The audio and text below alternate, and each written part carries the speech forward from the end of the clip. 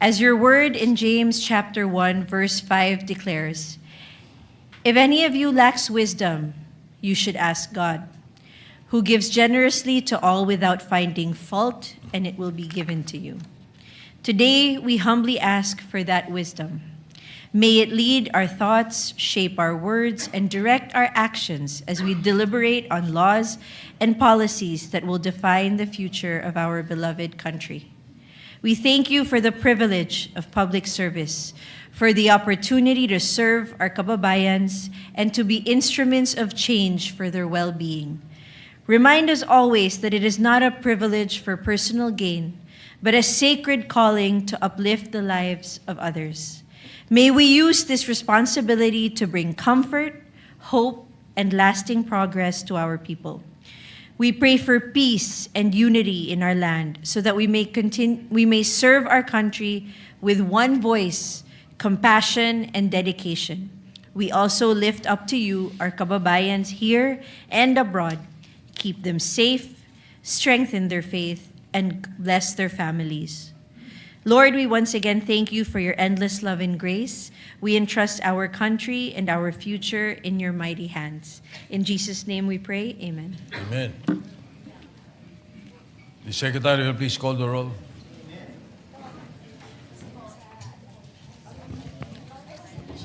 Roll call of members. The Honorable Senator Aquino, Senator Cayetano Alan, Senator Cayetano Pia, Senator De La Rosa, Senator Ejercito, Senator Escudero, Senator Estrada, Senator Gatchalian, Senator Go, Senator Hontiveros, Senator Lacson, Senator Lapid, Senator Ligarda, Senator Marcoleta, Senator Marcos, Senator Padilla, Senator Pangilinan, Senator Tulfo Erwin, Senator Tulfo Rafi, Senator Villanueva, Senator Villar Camil, Senator Villar Mark, Senator Subiri. The Senate President is present. With 19 senators present, the chair declares the presence of a quorum. Majority Leader. Thank you very much, Mr. President. Before we start the day, I'd just like to greet all our lady senators a happy Valentine's Day, Mr. President. Advance happy Valentine's. And maybe to add to the prayer of Senator Camille Villar, she could have said, Lord, please help Senator Sherwin Gatchalian find a date for Valentine's. Kidding aside, Mr. President, we'd like to recognize the guests in the gallery, particularly the JIL Women's Volleyball Team, champions of the Bulacan University Collegiate Athletics Association, together with Coach H. Ailion and Ma'am Cheryl Jose. We have also with us guests of Senator Bamakino and Senator Pangilinan, local government officials from the province of Catanduanes led by Governor Patrick Azanza, also barangay officials from Milaor, Camarines Sur, together with Mayor Anthony Reyes and Father Roger Barbecho, Mayor J. Vincent Capistrano of Salay, Misamis Oriental, and Vice Mayor Popoy Pangadupon of Marawi City. Also, Mr. President, we have with us guests of Senator Ana Cayetano. SK officials from the city of Taguig are here with us as well, Mr. President. Yes, I think we also have Mayor Sarmiento and Councilor Nuco of Mamay High, Laguna. So we welcome all our guests to the Senate this afternoon. Thank you very much for joining us. Thank you very much, Mr. President. I Majority believe Leader. the good Senate President would like to prevail of the privilege hour. Would you like it done now, Mr. President? I can ask for suspension so that Senator Lacson could... Yes, Mr. President. yes, If, session, if Mr. you President, will. may be suspended for me. Session suspended.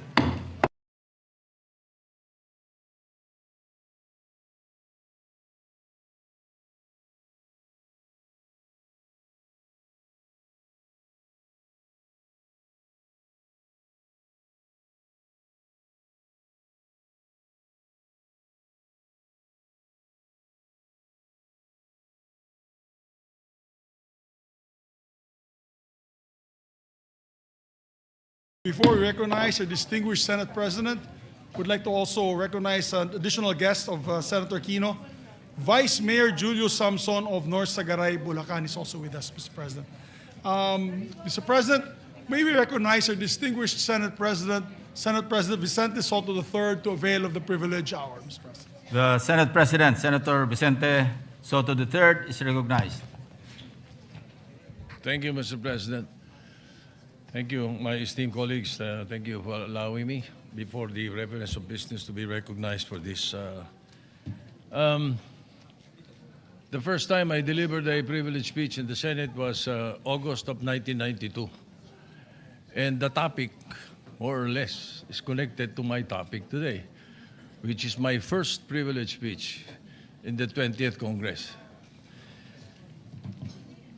I rise today, Mr. President, to once again convey and place on record my history on the fight against drug abuse and illegal drugs. I will discuss it in three parts, Mr. President. Everybody agrees that when it comes to the eradication of prohibited drugs and drug abuse in our country, but the argument lies in the manner and method to combat this pervasive menace to the society. Let me begin with the past, Mr. President. As I had said in three parts, the past, the present, and the future. In the past, 1988, I was elected Vice Mayor of Quezon City. I immediately established the Quezon City Anti-Drug Abuse Advisory Council. The program was recognized for reducing the drug problem in Quezon City from a high level of 54% in the entire Metro Manila down to 9%, significantly lower, in very lower levels that the World Health Organization, the WHO, later recognized it as a model council.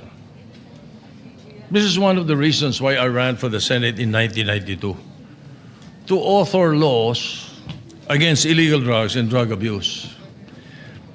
During that time, Mr. President, Shabu was a regulated drug, for the information of the Gen Zs and the millennials.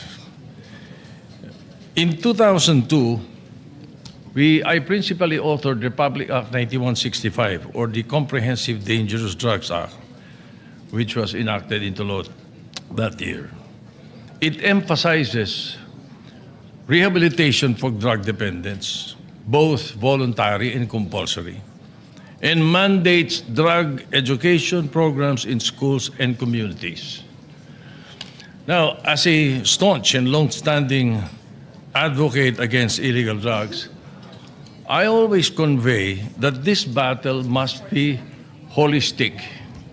As a matter of fact, it is a war. There must be four major concerns and success in the four major concerns. And what are these? Enforcement, prosecution, prevention, and rehabilitation. Enforcement,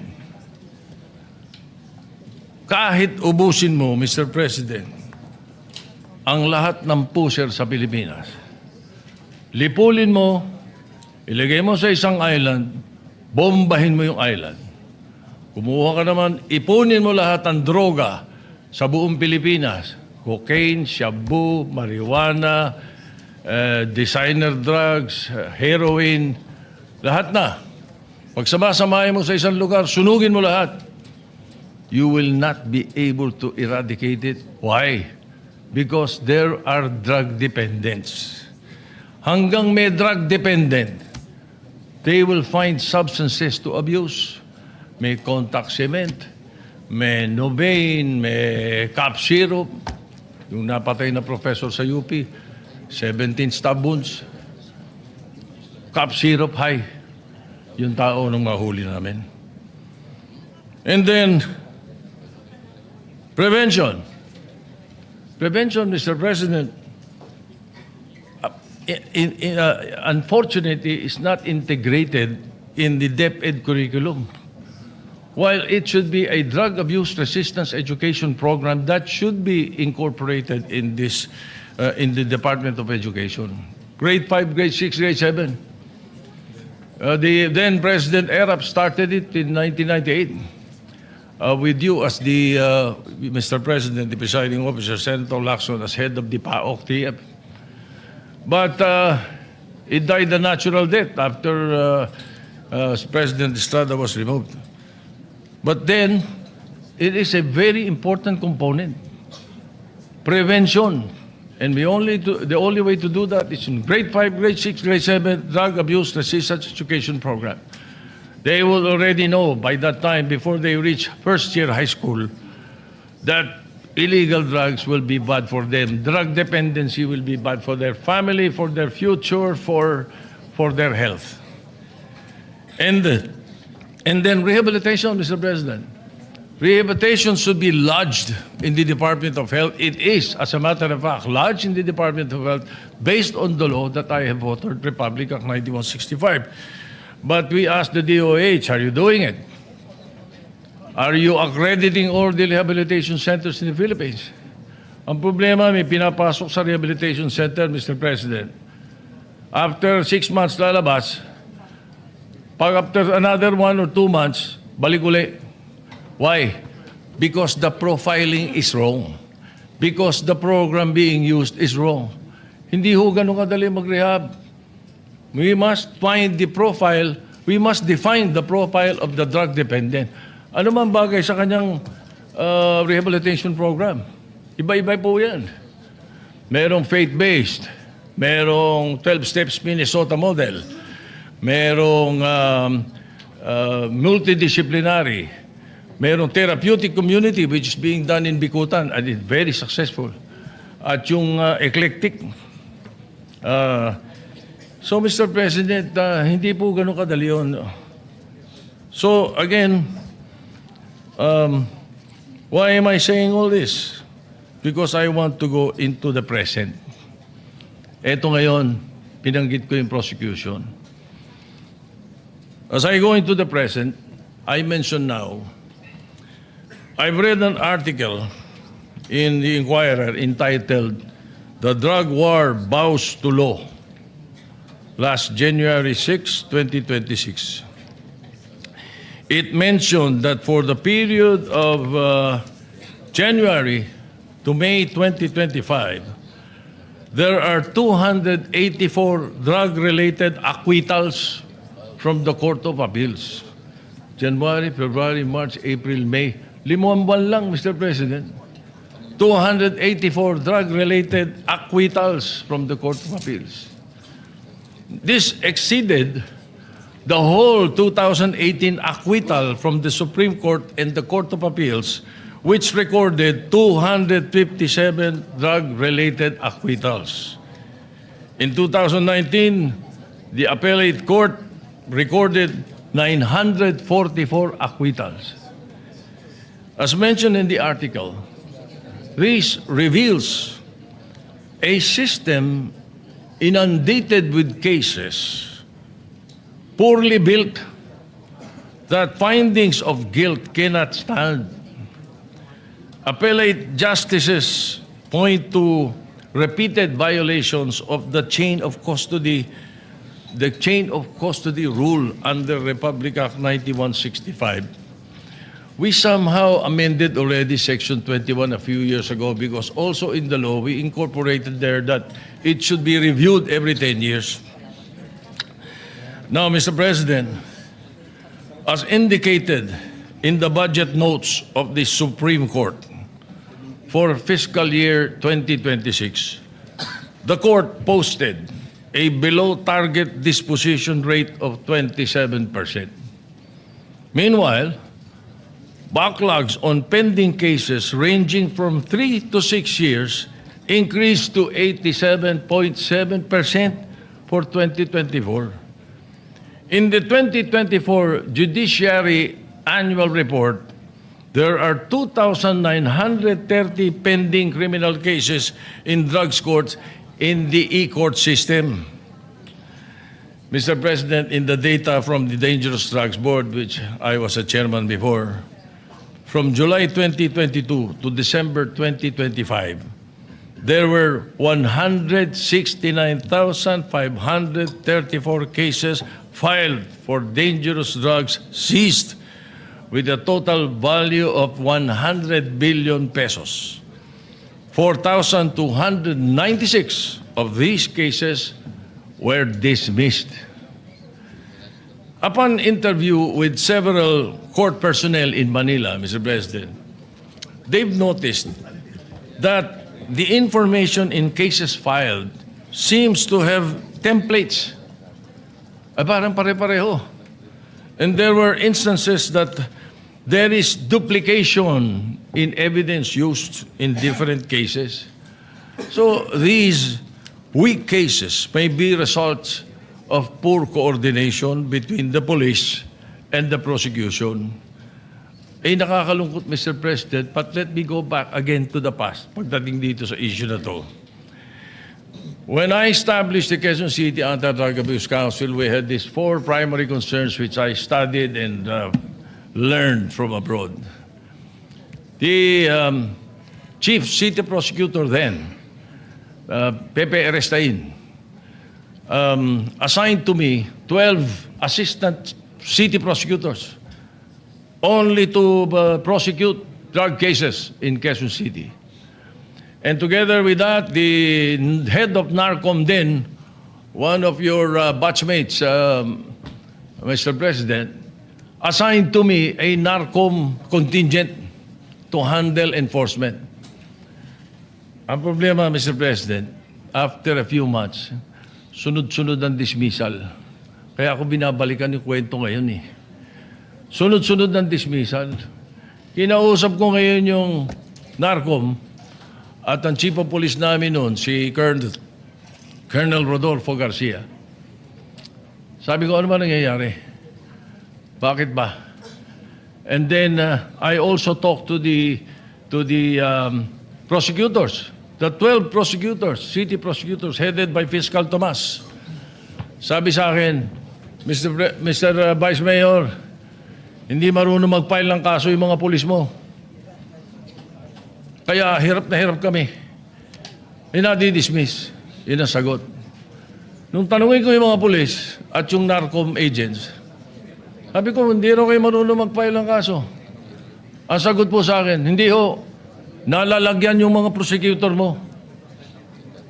Ba, hindi ko alam kung sino paniniwala sa kanila, Mr. President. But again, I recall all this after I've seen all these dismissals in the different courts. Well, here's the beef, Mr. President. In another inquiry in Parañaque, they say that almost 75 to 85% of drug cases are dismissed because of the non-observance of the dual witness required by law. Ito na, according to enforcers, it's a challenge to have buy-bust or entrapment operations due to lack of availability of prosecutors during the buy-bust, media, or elected officials at the time or of immediately following. Yan ang sinasabi, as required by law. Indeed, yes, we placed that in the law then. It was an amendment proposed by Senator Nene Pimentel, I distinctly recall. In the case of People versus Nisperos, even 30 minutes after the enforcement is no longer considered as immediately following, thus will violate the procedure required by law. So I checked with the other drug laws in our neighboring countries, Mr. President, for 2024 to 2025. Singapore remains a global leader in strict enforcement and with 95% conviction, 95% conviction rate for drug offenders. Among our neighbors, Singapore, Hong Kong, Japan, Thailand, South Korea, Malaysia, India, and Taiwan, we are the only country with a statutory chain of custody rule. Other countries observe it, but as part of proof only and not by law. They have high evidentiary expectations, but there is flexibility on how the chain is proven. Yes, being the author, so sabihin nyo, you're to blame. Ba't nilagay nyo yan? Hindi po. Times are to blame. Nakaka-imbento nakakapalusot And that is the reason that Congress should be dynamic. That is the reason that we have to come up with new laws or upgrade or amend our laws, Mr. President. So indeed, it is high time that we, I now go to part 3, the future, Mr. President. It is high time we amend again Section 21 of Republic Act 9165. Instead of mandating that witnesses must be elected officials, representative of DOJ or media in every organization, we can mandate that the two-witness rule be ordinary citizens living in the area or body-worn cameras in lieu of witnesses. There is also a need, Mr. President, to streamline the marking requirements, especially during in flagrante delicto arrests. So, Mr. President, it's about time also for the passage of the creation of the Presidential Drug Enforcement Authority. I believe it is essential at this point in our history in time. This agency will oversee and aid in the proper filing of drug cases, and if possible, to assign lawyers in every precinct to assist in the strict enforcement of the law. Hindi po military unit dapat ang PIDEA. It should be overseeing and monitoring all the drug enforcement units, anti-drug enforcement units. So this PIDEA, which I am proposing, aims to unify enforcement, prosecution, prevention, and rehabilitation under one roof to ensure a holistic and effective approach. Mr. President, the scale of justice must be balanced. The effectivity of enforcement and prosecution must be equally accorded with due process to protect the citizens from abuse of authority.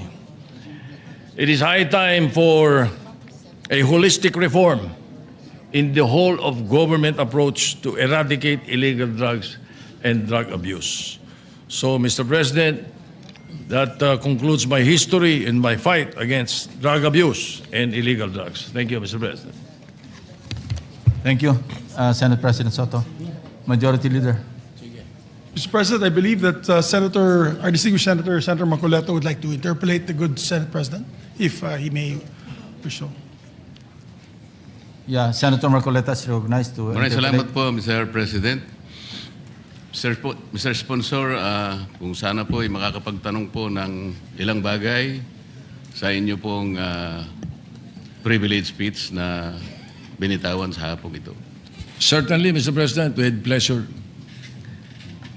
Mr. President, unang-una po ay pinasasalamatan ko ang ating, Senate President sa paglalahad niya ng kanyang makulay na kasaysayan kung paano po pinasimulan ang kanyang inisyatibo para makatulong po sa pagsugpo ng droga sa ating bansa. Napaka-importante po talaga na ito po ay diretsahang mabaka po ng ating pamahalaan para sa ganun ito po ay mapuksa sa lalong madaling panahon. Ngunit kagaya po ng paghahalimbawa na ginawa ng ating Senate President, para pong maski po siya'y nalulungkot sapagkat nung siya po ay nagsimula niyan, siya po ay Vice Mayor po ng Quezon City. Pwede po bang maitanong, Mr. President, kung anong taon po yun? 1988, Your Honor, Ngayon po, January 1988 were the elections. I was sworn in as vice mayor, if I recall it right, February 2 of 1988. Ngayon po, Mr. President, tayo po ay 2026 na at kayo po ay Senate President na po. Mga ilang taon po yung pagitan mula nung kayo'y maging Vice Mayor at ngayon po ay isa ng Pangulo ng ating Senado. 37 years, if my mathematics is still working, Mr. President.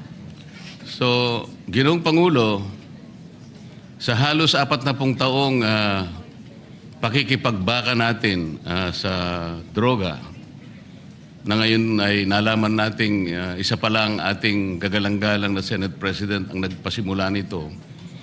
Ngunit sa kanya pong paglalahad ay may halo pong kalungkutan dahil sa kanya pong paglalarawan kanina, kahit na po hulihin natin lahat ang mga puser at ang mga gumagamit nito, at kahit sakasakali na meron po tayong magagawang kaparaanan na sila ay ilagay lahat sa isang isla.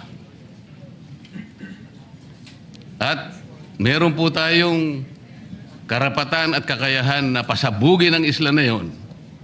Siguro po iniisip po ng ating Pangulo, Mr. President, na sa kanya pong frustration talagang, kumbisan nga po, mahalos may isip nyo na po yun eh. Dahil siguro sa kagustuhan niyang mapuksa ka agad, bobombahin na lang niya. Pagalimbawa po natin, Mr. President, nakahanap siya ng isang napakabagsik na bomba.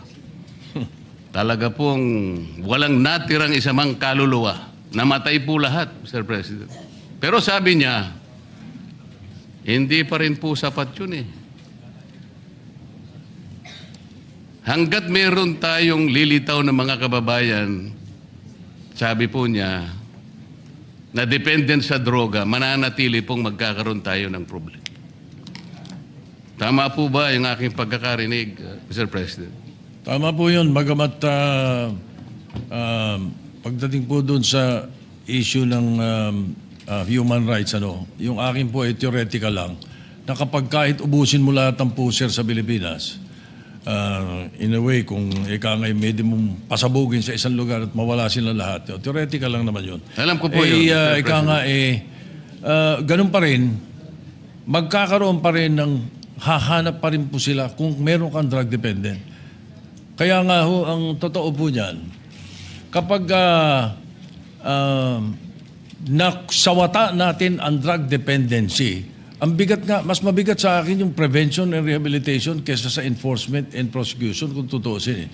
Sapagkat kapag napigil mo lahat ang drug dependent sa Pilipinas, yung mga bagong 13 years old hindi na magdodroga at yung mga dating drug dependent na inahirehab mo, wala nang bibili. Mr. President, I have said this before, the day we stop buying is the day they stop selling. Wala na magbebenta, Mr. President, dahil walang bibili. Like, for example, in this case, dito sa ating ngayon, maglagay ka na isang tambak na cocaine dyan. Kung walang drug dependent dito, walang hihipo nun. Basura yun, Mr. President. That is what I mean. Thank you. Salamat po sa inyong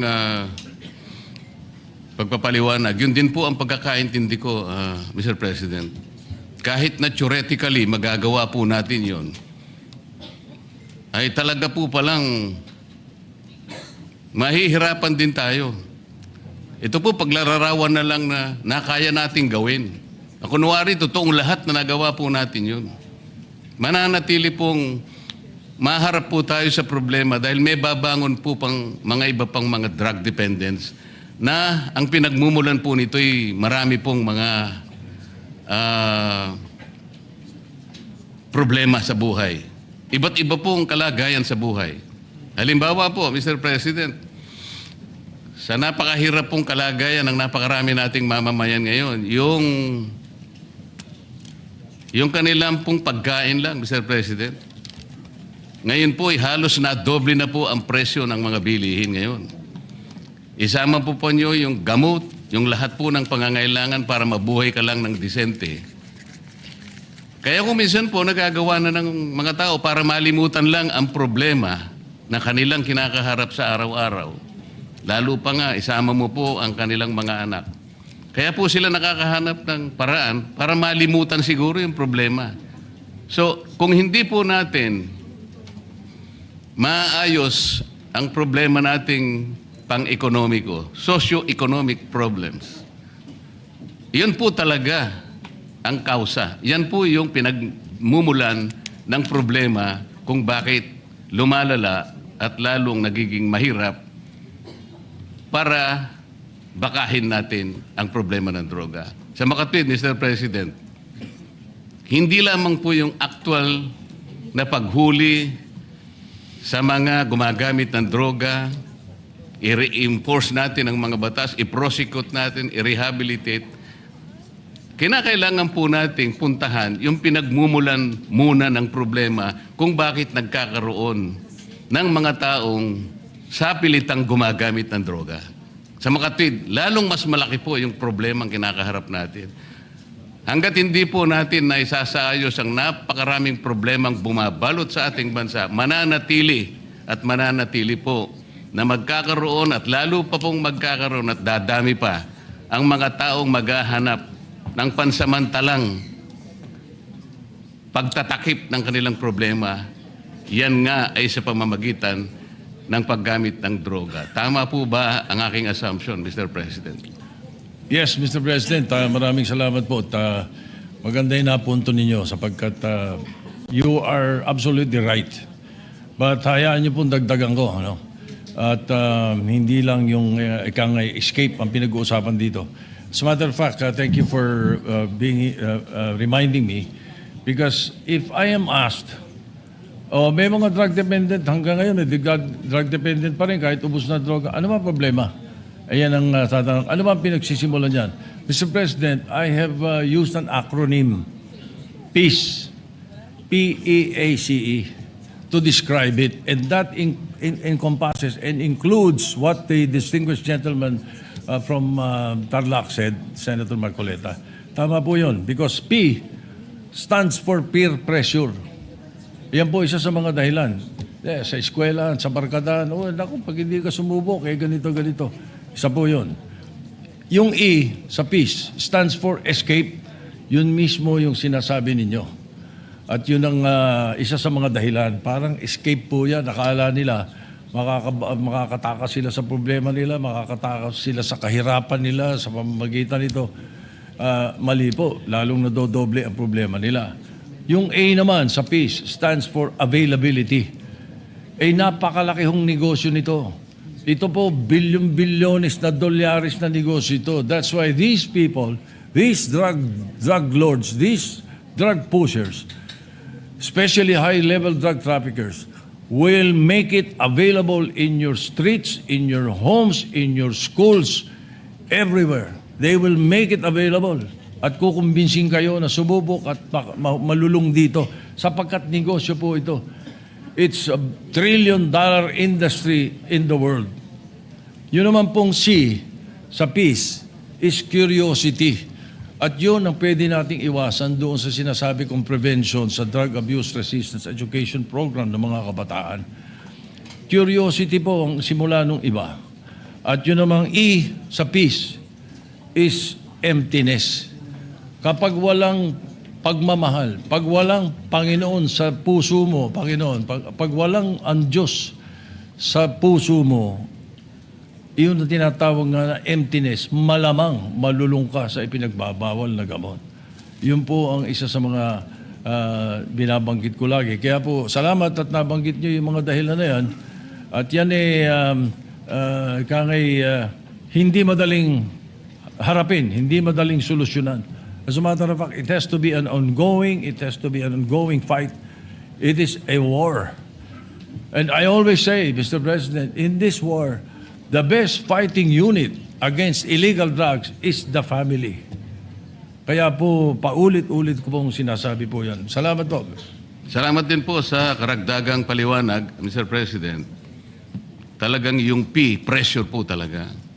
Pressurado siya araw-araw. Walang makain ng anak niya.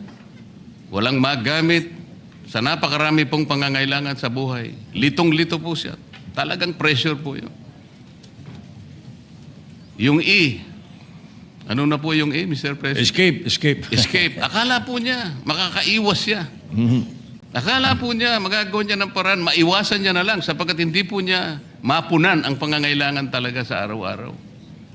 So napipilitan siya talagang humanap ng escape. Yung A, availability. Available po sa kanya yung option na yun dahil yun na lang po kasi ang tanging magagawa niya. Dahil kahit ano pong gawin niya. Sa napakahirap pong kalagayan ng marami nating kababayan, makikita naman po natin ang pinanggagalingan talaga nitong mga droga ay talaga pong yung mahihirap na segment ng ating population. Yung C, Mr. President, ano na po yun? Curiosity. Akala po niya, curiosity. Baka iniisip niya, tingnan ko nga, baka dito maka-escape nga ako. Ito na lang siguro ang mabuti kong gawin. Hanggang sang yung huli, Mr. President, ano na po yung huli? Emptiness. Emptiness. Walang pagmamahal, walang Panginoon Diyos. Hindi lamang po yun. Empty talaga. Literal pong empty. Walang pagkain, walang gamot, walang pambayad sa napakaraming mga bagay. Talaga pong malululong siya sa droga. Talaga pong hahanapin niya, Mr. President. Wala po siyang choice. Hahanapan po niya yung makakapagbigay sa kanya ng panandaliang siguro escape sa kanyang buhay. Hindi niya kayang harapin lahat. Tao lamang siya. Ito po ang pinanggagalingan ng problema ng droga. Ito lang pong nangyari sa atin ngayon. Very recently, Mr. President. Nung nilimas po ang ating kabangbayan, lalo pong nalugso ang economic condition ng ating bansa. Lalo pong tumaas ngayon ang bilihin. Maski kanino po kayo magtanong ngayon. Litong-lito ang ating mamamayan. Kaya alam ko po, lalong dadami na naman ang droga. Nakakalungkot po, nakakatakot. Sana po ay unahin natin sana yung pinagmumulan ng problema ng droga. Ito po yung pangkalahatang kalagayang kabuhayan ng ating bansa. Maraming salamat po, Mr. President. Maraming salamat po sa inyong panahon. Thank you. Just for the record, Mr. President, tayo naman po ang Kongreso at Senado, hindi po nagkukulang kung tutuusin. Lagi po nating hinaharap ito. At meron nga po tayo mga tinutulak na mga bagong batas na pwedeng sumagupa dito. Ang isa po na mga naipasa na natin na inaasahan ko that in the very near future, the Executive Department will finish this. This is Republic Act 11928. This is the Separate Facilities for Heinous Crimes Act. Ito po yung mag-i-establish tayo ng isang lugar na kung saan nakahiwalay yung mga high-level drug traffickers para po maiwasan na natin yung debate naman pagdating sa death penalty. Anyway, Mr. President, maraming salamat. Senator Robin Majority Leader, Padilla is recognized. Maraming salamat po, Ginoong Pangulo. Nais ko naman pong magbigay ng konting pahayag sapagkat nabanggit po ng ating Ginoong Pangulo ang patungkol po sa pagtatayo ng mga pasilidad para po sa mga involved po sa droga. Nais ko lamang pong banggitin sa ating plenaryo nung panahon po na ako po ay nakulong sa Bilibid. Si Ginoong Pangulo po ang tumulong po sa amin makapagtayo ng therapeutic center sa loob. Kung natatandaan niyo po, Ginoong Pangulo. Opo, tatandaan ko po at saka pinadagdagan ko po yung Building po sa loob. Yung pagkain po ninyo, pinataasan ko yung budget. Opo. Yan po ang mga naging institusyon na po ngayon yan sa New Bilibid Prison, sa Bureau of Correction, yung pong Inmates Crusade Against Drugs. At ito po ay tinulungan po kami ni Ginoong Pangulo, Senator Vicente Soto III. Kaya isa pong malaking tulong po ito sa Bilibid sapagkat dito po ay naihiwalay po yung mga drug offenders doon po sa mga tinatawag po natin na mga kriminal. At ito po, nagkaroon po kami ng mga building doon. At ito po ngayon ay kinikilala na programa po sa Bucor. Meron lang po ako sana na mababanggit din po sana dito sa ngayon na dapat din po natin pong harapin may kinalaman din po ito. Sa ngayon po kasi, yung atin pong mga kulungan ay napakarami pong mga drug offenders po ngayon na nakakulong. At katunayan po, halos ang buong population po, sabihin na natin, 80% ay drug offenders po. Sana magkaroon din po tayo ng mga panukala na makapaghihiwalay po sa atin, ano, doon po sa mga usapin na kung sino po yung mga heavy user, doon naman po sa mga light users pa lang, na wag po sana silang mapasama doon sa mga tinatawag po natin na mga pusakal na kriminal. Yun lamang po, maraming salamat po uli sa inyong lahat. Salamat po. Salamat po, Mr. President. I wish to thank the distinguished gentleman from Camarines, from Bicol, and Nueva Ecija, Senator Robin Padilla. Yes, tama po yun. Mga 70 to 75% po ng nakakulong ay drug-related actually, yung kanilang mga kaso. At yung sinasabi po nila na suggestion na baka maihiwalay, pwede po natin yan i-incorporate doon sa tinatayo po na separate facilities for heinous criminals. Naihiwalay po sila. So mangyayari po, aalisin natin dapat sa Muntinlupa, yung New Bilibid Prison sa Muntinlupa. At ililipat natin ang mga taga-Luzon sa Luzon, ang mga taga-Visayas sa Visayas, at ang mga taga-Mindanao sa Mindanao. Bakit po naisipan yan at nilagay ko puro sa batas yan?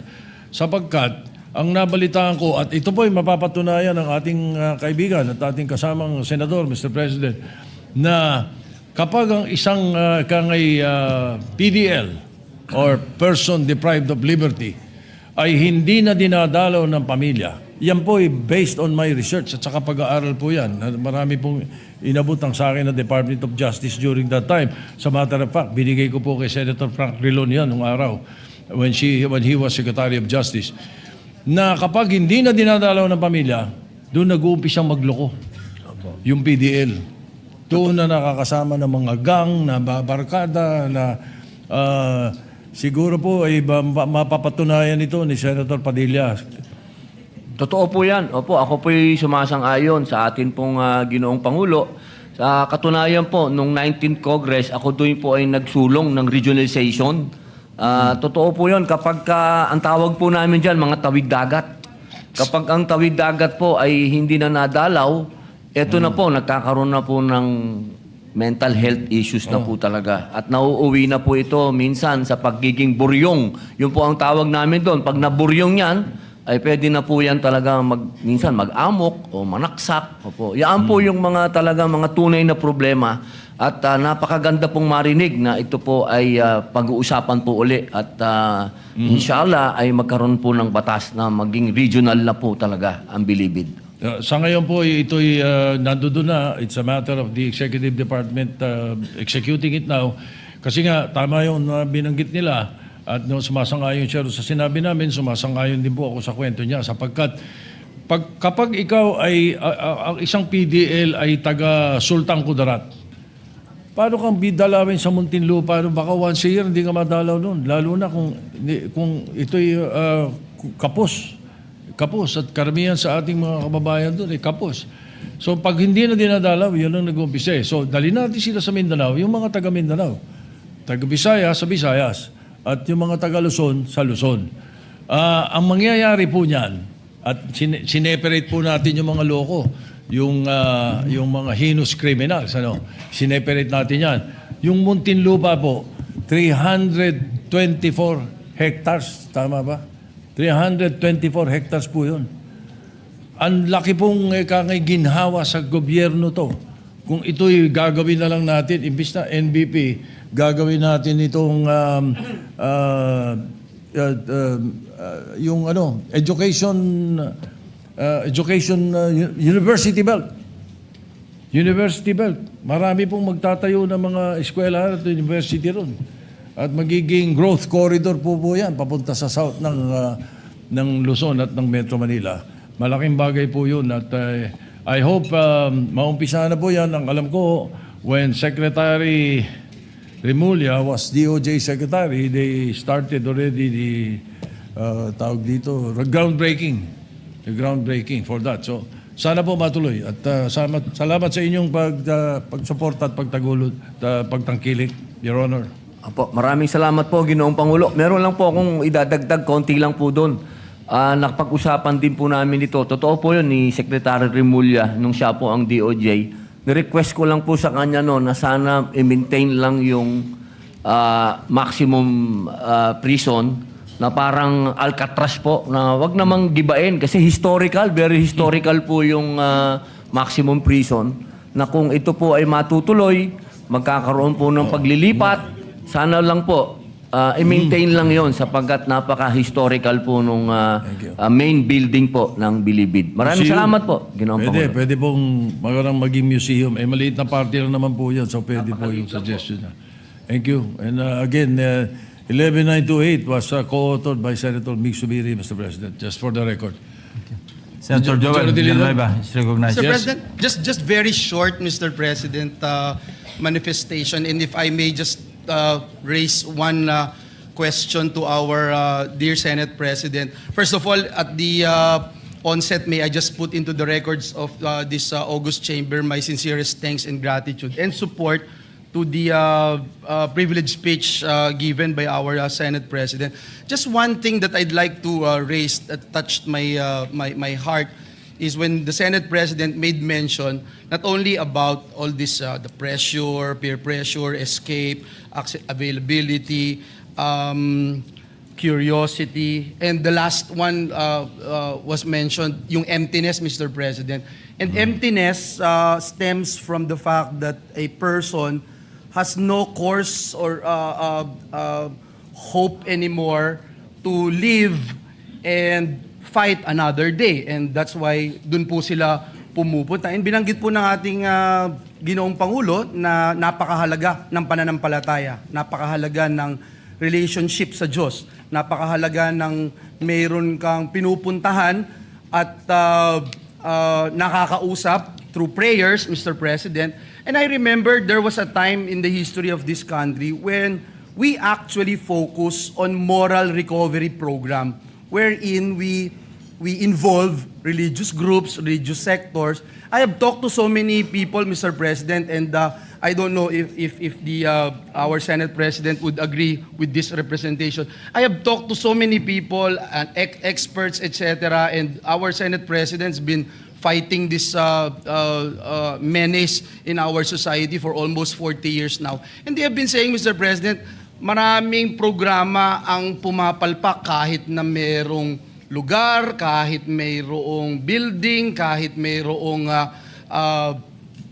programa, etc. Pero kung wala po yung moral aspect, yung pong paggabay, pastor man ito, pari man ito, imam man ito, Mr. President,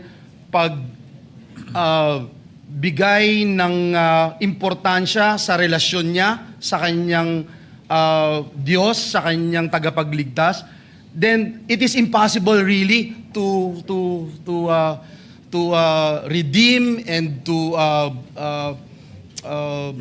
rehabilitate a person who is drug dependent, Mr. President. So I just wanted to ask our dear Senate President about this and how we can really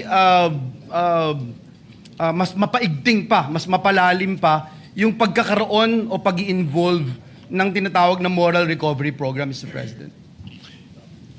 Yes, Mr. President. Tama po yun.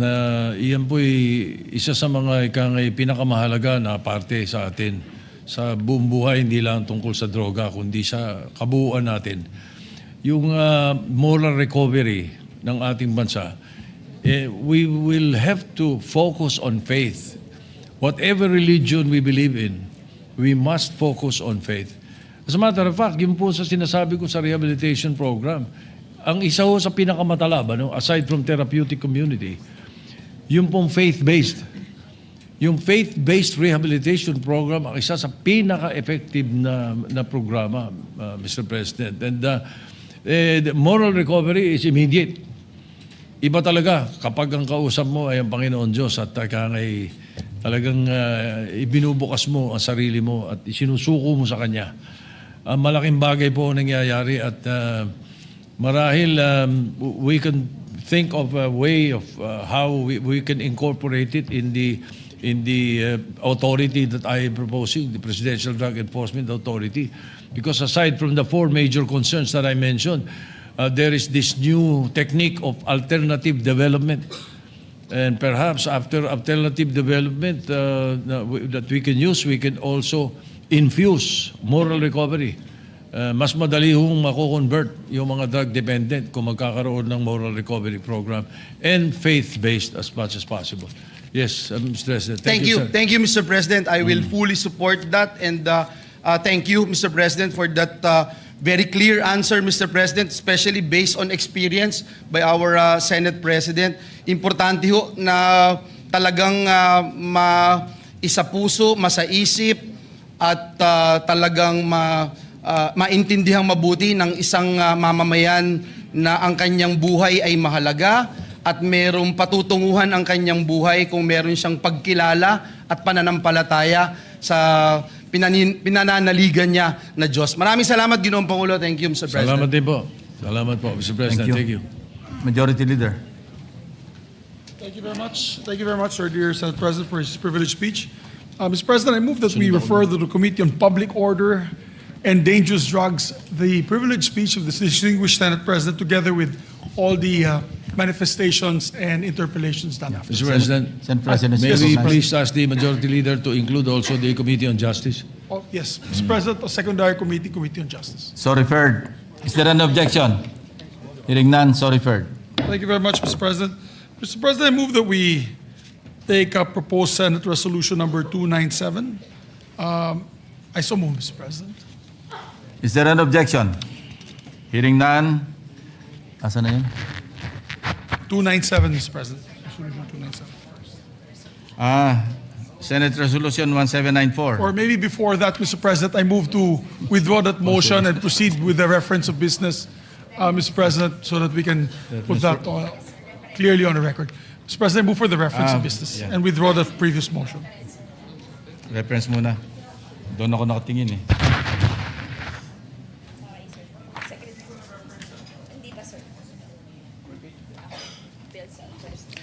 Bills on first reading. Senate Bill number 1794, anak establishing a 25-bed capacity hospital in Barangay Kasigang Municipality of Santo Tomas, Province of Davao del Norte, to be known as the Santo Tomas Municipal Hospital and operating Function 4 by Senator Marcos. Referred to the Committee on Rules. 1795, anak establishing a post-traumatic stress disorder awareness and education program by Senator Villar M. Referred to the Committee on Health and Demography. 1796, anak establishing the Philippine National Public Park System and operating Function 4 by Senator Villar M.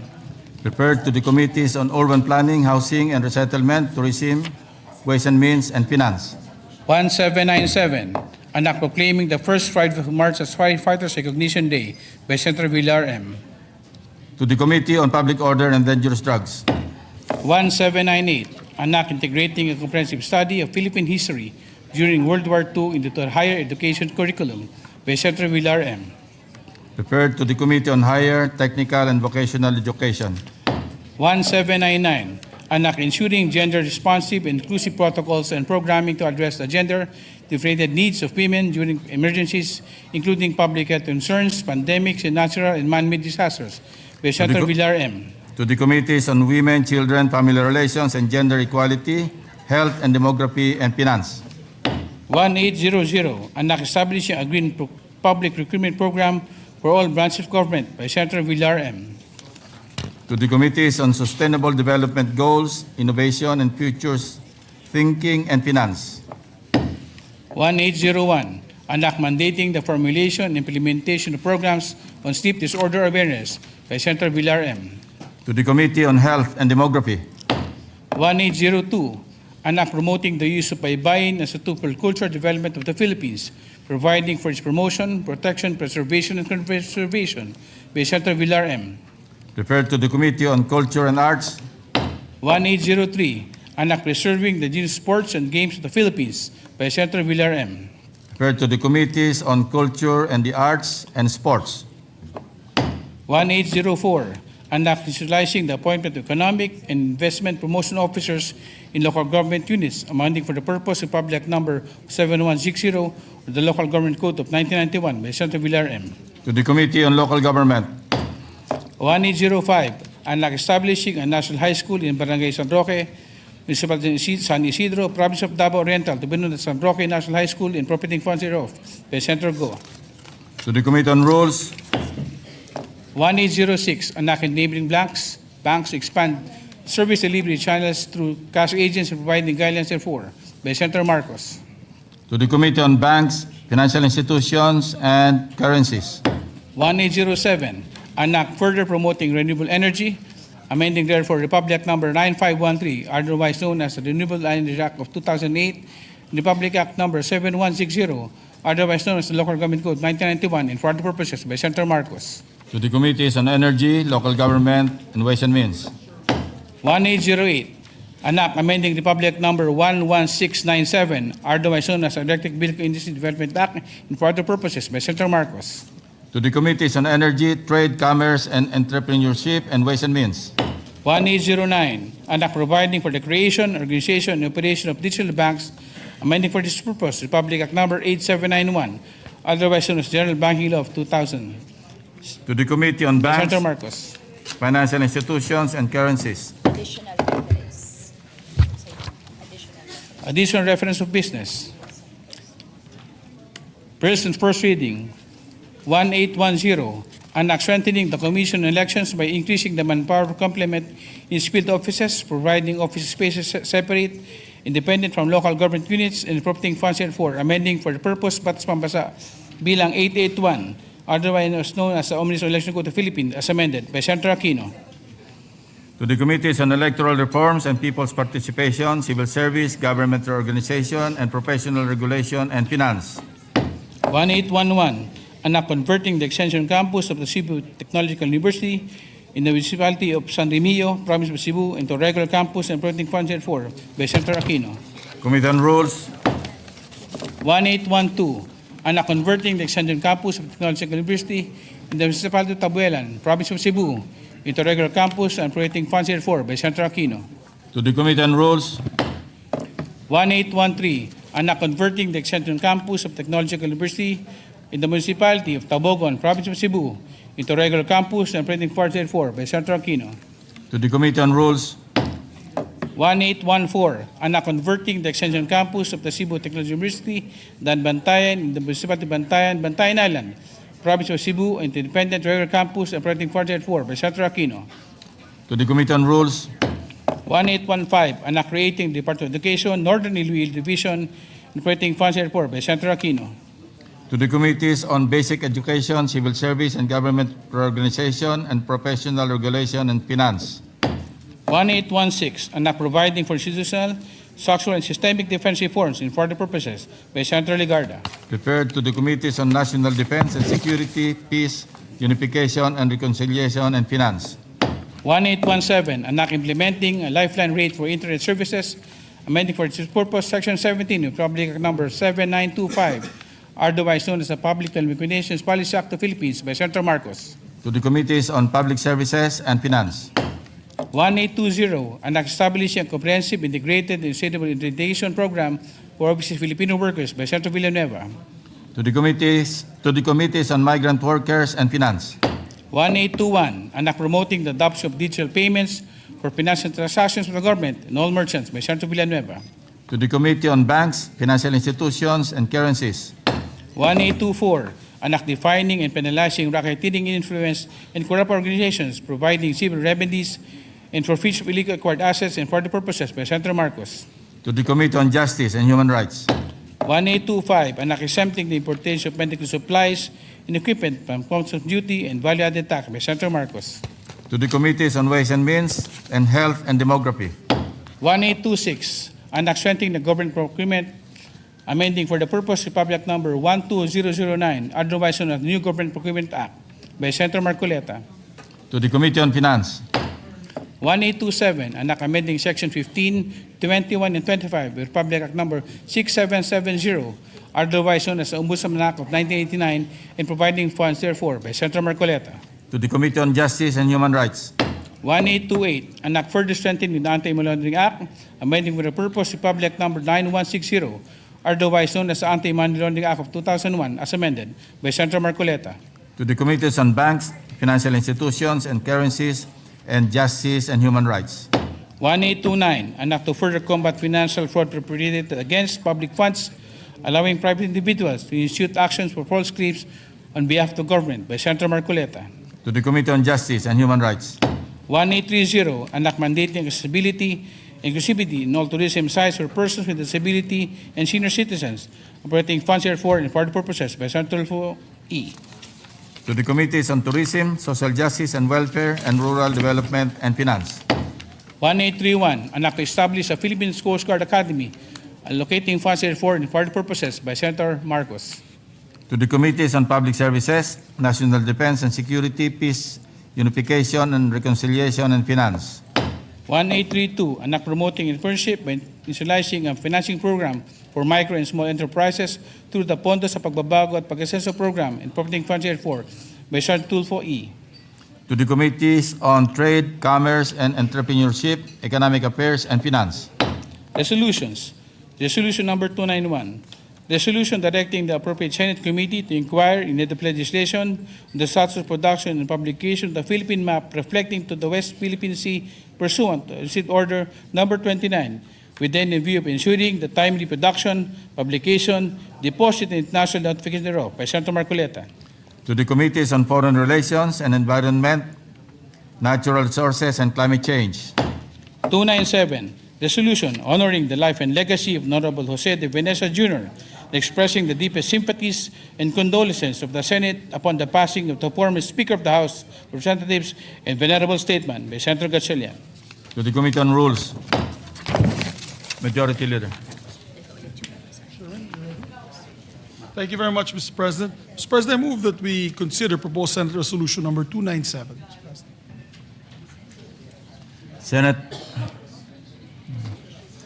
yes, Proposed Senate Resolution 297. Consideration is in order. Thank you very much, Mr. President. May we ask the Secretary to read the title of the measure? The Secretary is directed to read the title of the measure. Resolution honoring the life and legacy of Honorable Jose de Venecia Jr., expressing deepest sympathies and condolences of the Senate upon the passing of the former Speaker of the House of Representatives and venerable statesman. Mr. President, I move that we recognize the distinguished sponsor, principal sponsor of the measure, Senator Sherwin Gatchalian. To sponsor the measure, Senator Sherwin Gatchalian is recognized. Thank you, Mr. President. Thank you, Majority Leader. Mr. President, distinguished colleagues, today we mourn the passing of a titan of Philippine politics, the longest-serving Speaker of the House of Representatives in the post-war era, Jose de Venecia Jr. It is my privilege to sponsor a resolution honoring the life of this great man and expressing the deepest condolences of the Senate on the occasion of his passing. When I entered politics in 2001 as the representative of the 1st District of Valenzuela City, JDV was my first speaker. In many ways, he was a pivotal part of my formative years in public service. He was a leader, a voice of reason, and a figure of stability and continuity that was synonymous with our democratic institutions.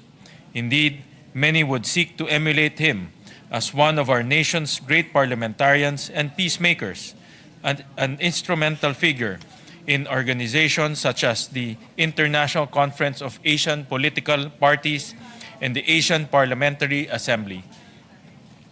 One of JDV's greatest gifts was the capacity to bring people together from different political camps and backgrounds to work for the common good.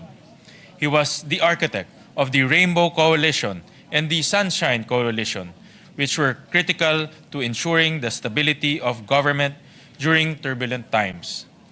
During the term of President Fidel Ramos, JDV constantly held vital continuing dialogues with the leadership of the Moro National Liberation Front, or MNLF.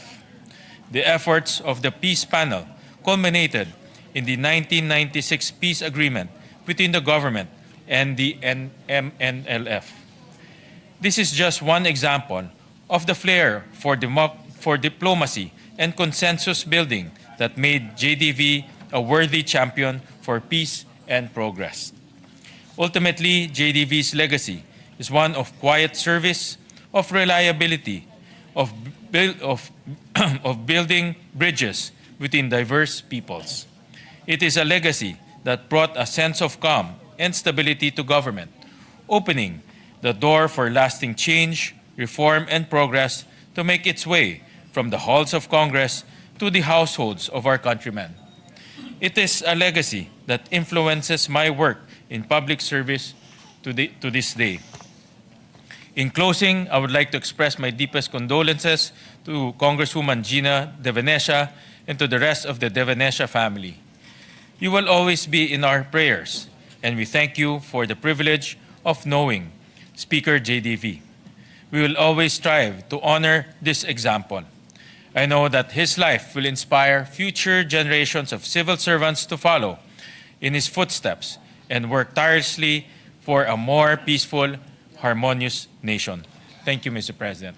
Thank you, Senator Gatchalian. Majority Leader. Thank you very much. Lauren. Thank you very much, Mr. President. Mr. President, I'm next to co-sponsor the measure. May I just use my speech yesterday and my manifestation as the co-sponsorship of this particular resolution, Mr. President? For the Is record. there any objection? Hearing none, motion is approved. Thank you very much, Mr. President. Mr. President, next to give a co-sponsorship speech is no other than our distinguished colleague, Senator Lauren Legarda. Senator Lauren Legarda is recognized.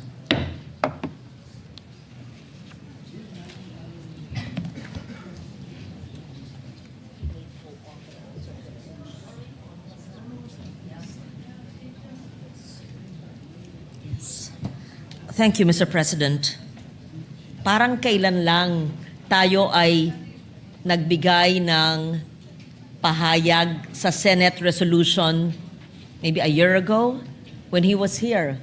He was very much alive then. I'm glad we did so. I think it was Senate President Chis Escudero at the time. Yes, so I'm glad that we did that. I rise today, Mr. President, with deep sorrow to honor the life and legacy of former Speaker Jose De Venecia Jr., our beloved Manong Joe.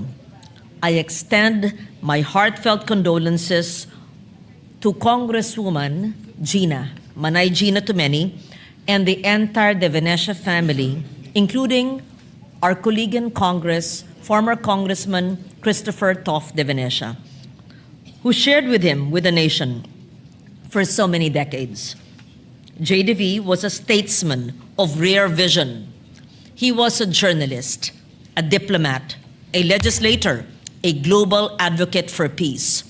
He was the longest-serving Speaker of the House of Representatives, and under his leadership, the House became a forum for bold ideas and national renewal.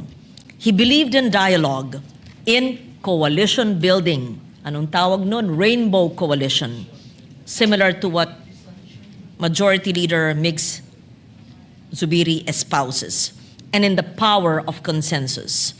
His initiatives for peace, from Mindanao to the Middle East, reflected his conviction that the Philippines must always be a bridge for understanding. But beyond the titles and the accomplishments, I remember the personal kindness of Manong Joe.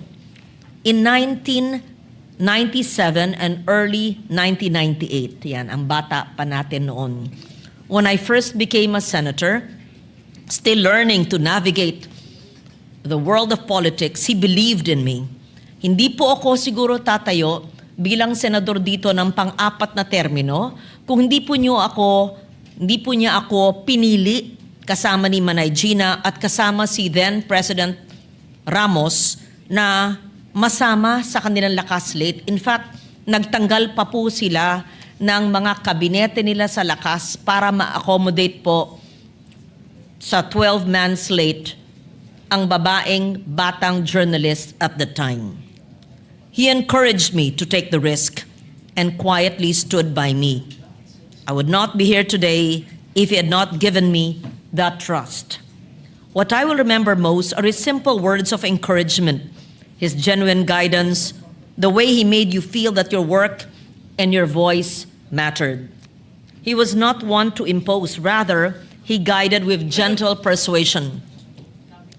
I remember during the campaign, he would talk about globalization in 1998, when the crowds were rowdy and clapping, and he would talk about his vision for the Philippines and for the world as early as then, and perhaps the people were uncomfortable with such discourse in a campaign rally. But I recall conversations with him on the plane when we would take the flight together. As a neophyte in politics, he would handpick me to join him in some meetings and in rallies where the other more veteran re-electionist senators could not make it. Kasama ko po nun si Bobby Barbers, kasama ko po nun si Tito Gingona, kasama ko po nun si Rene Cayetano. Kasama ko nun si Nani Perez, kasama ko rin nun, was it Nina Rasul? Yes. No, not Jovi Salonga, Mr. Senator Villanueva. So, I would be reminded that politics is not about power for its own sake, but about service and the responsibility to uplift lives. He believed that leadership was measured not by titles, but by the ability to inspire others to act with courage and conviction. His legacy will live on in the leaders he inspired, the policies he championed, the countless lives touched by his vision of the Philippines that is strong, respected, and at peace. And even beyond his terms as speaker, he would attend global fora and speak about peace, sustainable development, and he enjoyed how, as a young senator, I tried to espouse climate resilience when nobody else quite understood what it meant in 1998. He would call me, Iha, alika, paliwanag mo sa akin ito. Naintindihan ka ba? Ikaw ba ay nagsasalita tungkol dito? And we would talk about it. Whether it would be in Asian and ASEAN forum, or even Middle East meetings, or even in the European Union and in the IPU. Thank you, Manong, for the trust, the guidance, the friendship that I will forever honor. Your example will continue to light our path, and your memory will remain a source of strength for all who believe in the power of service and the promise of our nation. And on a more personal note, Gina, who is a dear Manay, like a sister to me, asked me to say goodbye to Manong Joe in his last hours. I videotaped a short message on my phone and sent it to Manay Gina on the morning when he passed away. Sabi ni Gina, pagkatapos daw nakita yung video ko, Joe, nag-goodbye si Loren. 10 minutes after, he passed away. And Gina, even this morning, told you he loved you so much and believed so much in you. And that to me is really tugs at the heart and is much appreciated. For such a great man, a global Filipino, who was sometimes misunderstood and way ahead of his time in the 80s and the 90s.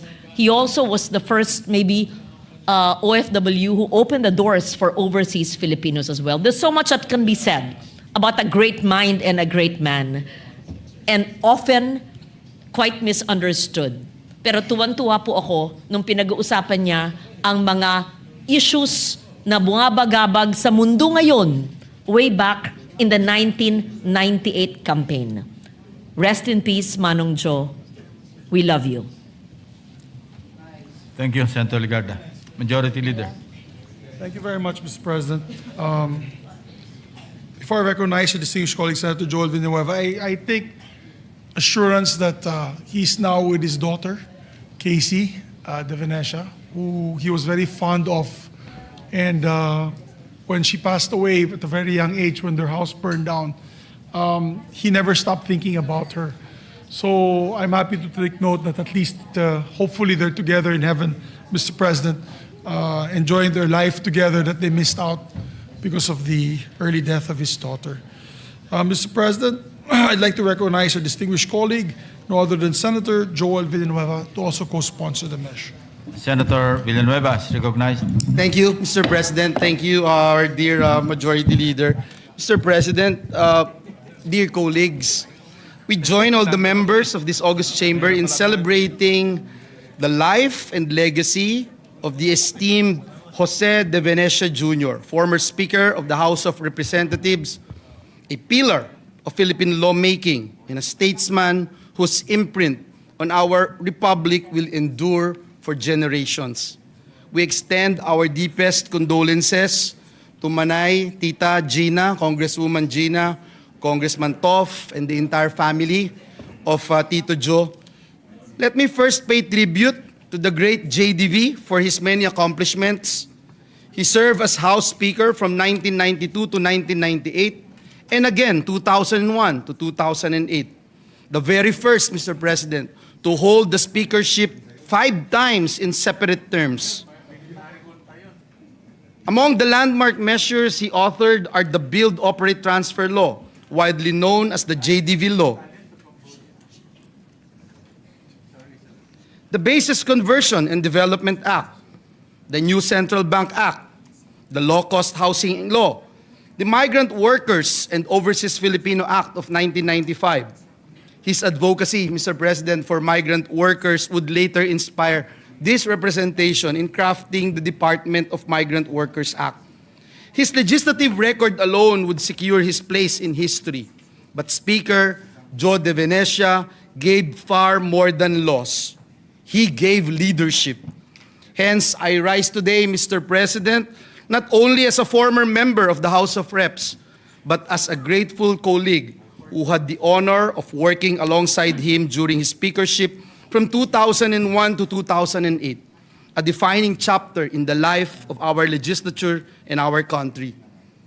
Those years were not easy. Our nation faced political transition, economic uncertainty, and profound questions about governance. At Ginoong Pangulo, sa gitna po ng mga hamong ito, si Speaker Joe de Venecia stood as a steady and principled leader. Ipinakita po niya sa atin na ang tunay na pamumuno ay hindi po nasusukat sa kapangyarihan. Kung hindi po sa kakayahan niyang makinig, umunawa, at magbuklod. As Speaker, he understood that authority in a democracy is built not on command, but on consensus. He listened carefully, respected dissent, and believed deeply in the power of dialogue. Sa mahahabang caucus at mainit na mga debate sa plenaryo, tinitiyak ni JDB na meron pong puwang ang bawat tinig at pananaw. He was not merely fluent in the rules of the House, but deeply committed to their spirit. Under his leadership, the Chamber remained a true home of free debate and democratic process, an institution he strengthened and protected. Halos isang dekada rin po kaming nagkasama ni Speaker JDB sa mababang kapulungan. At kung matatandaan niyo po, ang grupo ng minorya noon ay nakapag-produce ng 9 na senador dito sa Senado. Nandiyan po sila Senators Alan Cayetano, Senator Chis Escudero, Senator Amy Marcos, Senator Risa Ontiveros, Senator TG Gingona, Senator Noynoy Aquino, Senator Cynthia Villar, Senator Sani Angara. Nasa minorya man po kami noon, Ginoong Pangulo, marami kaming natutunan kay Speaker JDV. Mula po sa malalaking usaping pambansa hanggang sa maliliit na bagay. Hindi lang po kami sa minorya ang nakarating dito sa Senado dahil na rin sa kanyang impluensya. Narito po ang ating Majority Leader, Senator Mig Subiri, Senator JV Ejercito, Senators Camille and Mark Villar, Senator Sherwin Gatchalian. Marami pong pinamana si Speaker JDV doon po sa Kamara de Representantes. Naalala ko, Ginoong Pangulo, noong tumakbo po siyang Pangulo against President Erap, nung natalo po siya bilang Pangulo, nakakagulat kasi yung bahay niya dito po sa Makati, araw-araw punong-puno ng tao. May catering, may tanghalian, may hapunan. Pero nung natapos yung eleksyon, I remember going there with my dad. Tatatlo lang po kami, Ginoong Pangulo. Minsan sumasama po si Manay Gina, nagba-Bible study po kami. At sinabi po noon, at tandang-tanda ko ni dating Speaker Jody V, sabi niya, dahil po doon sa mga Bible studies, at sumasama po siya sa amin noon, nag-anniversary ang JIL sa Hong Kong, sa Taiwan, nakakasama ko siya, nakakatabi ko siya sa eroplano, marami po siyang kinukwento sa atin. At tandang-tanda ko po sinabi po niya, balang araw, at dahil dito sa mga ginagawa natin, na-realize ko na hindi pa tapos ang Diyos sa akin. At balang araw, makakabalik pa rin ako. At nangyari nga po, nakabalik po siya bilang Speaker of the House. Siya rin po, Ginoong Pangulo, ang may idea na dapat magkaroon ng party list representative sa House Committee on Rules.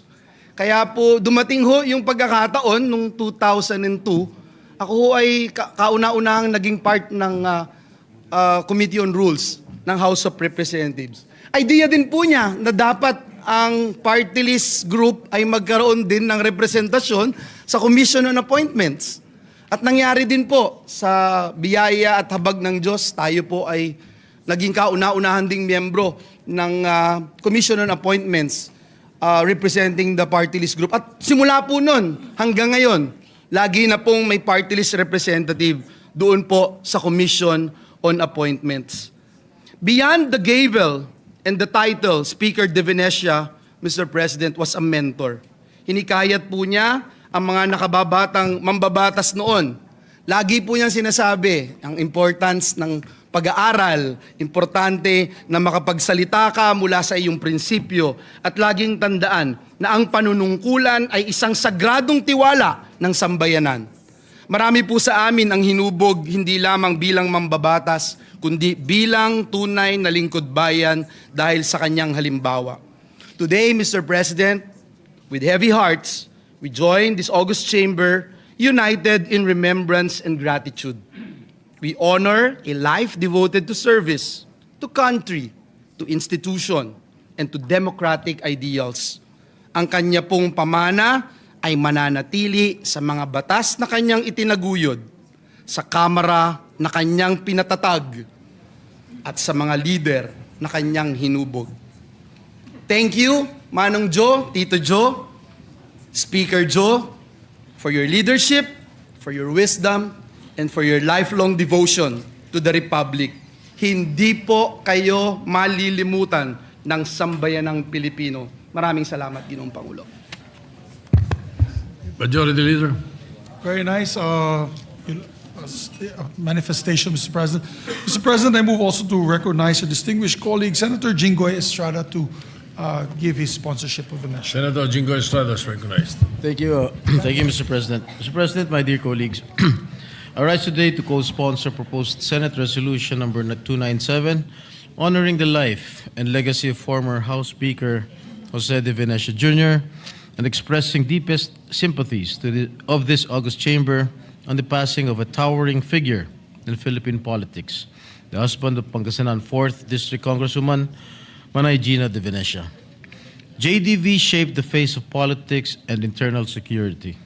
In the years of his illustrious career, he believed in the power of dialogue, having played a pivotal role in securing a successful peace agreement with the former secessionist Moro National Liberation Front and in negotiating both a ceasefire and a peace accord with the Armed Forces Movement Young Officers Union. As one of the longest-serving speakers of the House of Representatives, he dedicated his life in serving our nation for peace, prosperity, and respect, even to his political rivals. He faced formidable opponents, including my father, former President Joseph Estrada, during the 1998 presidential elections. Yet, what truly reflects statesmanship is that despite political differences, we regard one another as true family friends. And that bond remains to this day. In fact, last year, both Speaker Joe and Manay Gina de Venecia visited my father at our residence in Green Hills, San Juan, and I was observing both of them talk in our dining table. Nakakalungkot dahil sabi ni Speaker de Venecia sa tatay ko, ikaw ba nakalabang ko noong 1998? Sabi ng tatay ko, di ba, tinalo ba kita o ikaw ang nanalo? Medyo nakakalungkot yung pagkikita ng dalawa, pag-uusap ng dalawa dahil both are already in their advanced age. Hindi katulad noong 1998 when they were really very bitter rivals. But after that incident, of course, after the election day, they became best of friends. Anyway, his friendship with the Estrada family continues to remind us that politics is indeed temporary. Beyond politics, he was a devoted husband, father, and grandfather. Tito Joe, thank you for your leadership, dedication, and your belief in the Filipino people. Muli, ang aming taus-pusong pakikiramay sa mga naulila ni Congressman Joe de Venecia. Maraming salamat po, Ginoong Pangulo. Majority Leader. Maraming salamat, Mr. President. Next to also sponsor the measure is no other than Senator Mark Villar, Mr. President. Senator Mark Villar is recognized. Mr. President, my dear colleagues and guests of the Senate, good afternoon to all of you. Today I rise with profound respect and deep gratitude as this chamber adopts Senate Resolution number 297, honoring the life and legacy of former House Speaker Jose de Venecia Jr., a statesman, a leader, and an inspiration for generations of public servants, including myself and many of those who sit in this chamber today. But for me, of course, I call him Tito Joe. As much as one's demise is an inevitable part of life that is filled with sadness, grief, and pain, it is also an opportunity for us to honor, commemorate, and celebrate one's life. Former Speaker Jose de Venecia is a prominent figurehead of Philippine politics, recognized as the longest-serving House Speaker, leading the lower chamber across different political landscapes and for almost 2 decades. He is a resolute leader whose steady hand harmonized varying and opposing voices towards genuine reform, peace, and unity. Mr. President, my father had the honor of working with JDV when they were both in Congress in 1992. My father recalled fond memories with the Speaker and the commitment he had in pushing for policies and initiatives that truly turned the lives of Filipinos for the better. And personally, marami po akong memories kay Tito Joe. Nung ako po ay estudyante at nag-a-apply po ako, gumawa po siya ng napakagandang recommendation para sa akin. At ako po ay malaking bagay po ito para sa akin dahil natanggap din ako sa college na in-applyin ko. At malaking bagay yung recommendation niya. This was I was 17 and I believe at the time Senator Camille was 10 years old. So marami na po kami pinagsamahan ni Tito Joe at malaki pong utang na loob kay Tito Joe. Malaki pong effect niya sa buhay ko. JDV has left a legacy of legislative accomplishments that defined the socio-economic and political landscape we know today. He championed multi-sectoral legislation that uplifted the quality of life of many of our constituents. Former Speaker de Venecia was a leader who fought for genuine peace and unity. He was an instrumental figure in various international cooperation initiatives and interfaith dialogues. Tito Joe was also a peace envoy who braved the lines of conflict and fostered discord and that led to a final peace agreement in 1995, ensuring that all of us Filipinos lived in a country that is united. To the family of Speaker de Venecia, especially to his wife, Representative Gina de Venecia, Tita Gina, and the bereaved family, we extend our deepest sympathies. The Senate shares your sorrow in remembering a life well lived and a public service well delivered by the late Speaker. I also wish to pay respects to the people of Pangasinan, his beloved constituents, whose lives he championed with grit, determination, and integrity. I also wish that, Mr. President, as we adopt this resolution today, let us move forward in unison, carrying the legacy of people-centered service, just as Tito Joe had. May his memory be held as a paragon of service to each and every Filipino that we serve. Maraming salamat po, at muli nakikiramay po ako sa naiwang pamilya at mga kaibigan ni Speaker Joe De Venecia, Tito Joe. Thank you very much, Mr. President. Thank you you. very much. Majority Leader. Thank you very much, Mr. President. Next to also sponsor the measure, Senator Erwin Tulfo, Mr. President. Senator Erwin Tulfo is recognized. Mr. President, dear colleagues, yesterday, the nation lost a pillar of Philippine politics, statesman, a parliamentarian, and a builder of institutions, former Speaker Jose Joe De Venecia. A son of Pangasinan, Speaker De Venecia served the House of Representatives and was elected Speaker 5 times. An enduring testament to the trust of his peers, he championed landmark measures that helped shape our modern economy and governance. The Build, Operate, Transfer, or BOT law that laid the groundwork for public-private partnerships, laws on the conversion of military bases, and key reforms that strengthen our financial and institutional framework, such as the creation of the Central Bank of the Philippines. Beyond our shores, he carried the Philippines' voice for peace and dialogue. He founded the centrist Asia-Pacific Democrats International and the Asian Peace and Reconciliation Council.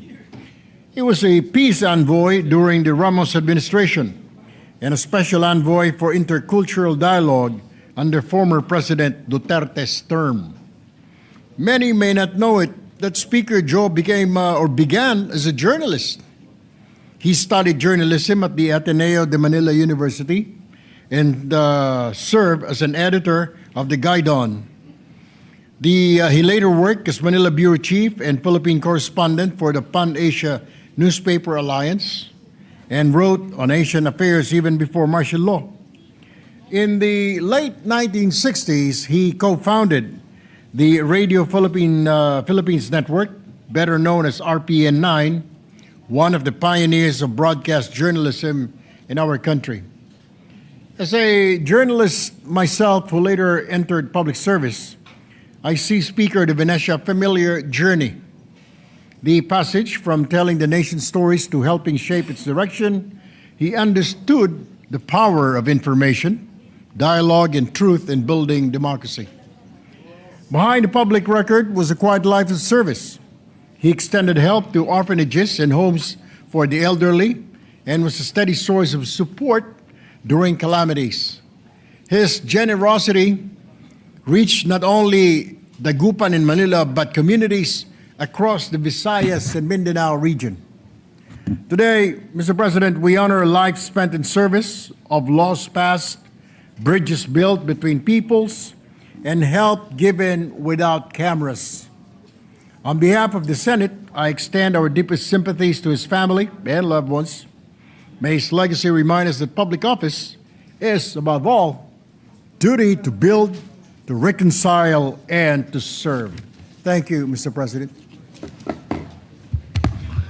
Majority Leader.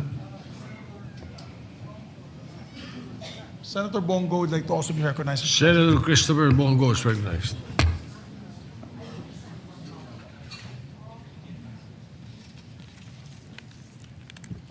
Mr. President, esteemed colleagues, I rise with deep respect to co-sponsor the Senate resolution honoring the life and legacy of former House Speaker Jose De Venecia. I extend my heartfelt sympathy and deepest condolences to his family, loved ones, and friends, lalo na po kay Congresswoman Manay Gina De Venecia, sa aking kaibigan na si Congressman Toff De Venecia at sa mga anak nito at buong pamilya ng De Venecia. Kaibigan ko po yung mga pamangkin niya way back high school. Former Speaker De Venecia devoted decades of his life to public service, leaving an indelible mark on our nation's political and legislative history. He was a statesman whose name has become known for public service, sound leadership, and unwavering dedication to the Filipino people. Wala pa po ako sa politika pero ang naalala ko parati pag speaker ay si Speaker De Venecia ang parati nating naririnig. From his early days in public service to his tenure as Speaker of the House, he consistently championed the interests and welfare of the Filipino people.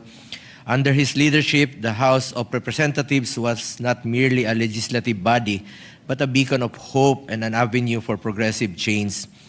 He served as a special envoy for intercultural dialogue of the DFA during the administration of former President Rodrigo Duterte. Former House Speaker De Venecia served as the founding chairman of the International Conference of Asian Political Parties. During his career, he became instrumental in securing a peace agreement with the MNLF, Moro National Liberation Front in southern Philippines. Mr. President, former Speaker De Venecia was a tireless peacemaker, and his work resulted to various peace agreements and amnesty programs. Aside from being a 5-term Speaker at the House of Representatives, former Speaker De Venecia has been for years a trailblazer for the Filipino people, Asia, and the world. His contributions extended far beyond the confines of our legislative halls. On the international stage, he was a respected diplomat and a visionary leader who understood the importance of building bridges between nations. Parati niya pong binabanggit noon, nung nagkakausap kami, ay ito pong bilang founding chairman po ng International Conference of Asian Political Parties. As we honor the life and legacy of former Speaker De Venecia, let us always remember and be guided by his legacy, a legacy of hope, perseverance, and an unyielding commitment to the welfare of all Filipinos. Thank you, Mr. President, at paalam po, Speaker Jose De Venecia. Majority Leader. Thank you very much, Mr. President. Mr. President, may you also recognize Senator Risa Ontiveros to sponsor Senator the motion. Risa Ontiveros, recognized. Pwede yun, no? Salamat po, Mr. President. Una po, taus-pusong pakikiramay kina Representative Manay Gina De Venecia at sa ating kapwa Arts and Culture Advocate Toff De Venecia. Kasama na po ang mga panalangin at mahigpit na yakap sa kanilang pamilya. Mr. President, we honor the legacy of former Speaker Jose De Venecia Jr., a visionary who understood that good governance is inseparable from the well-being of our people. Through our shared work in the Philippine Legislators Committee on Population and Development, PLCPD, we champion the future where every Filipino family is empowered through reproductive health rights, gender equality, and the protection of children. Speaker JDV's commitment to institutional reform reminds us that true leadership lies in crafting policies that uplift the most vulnerable and ensure a sustainable, dignified life for all.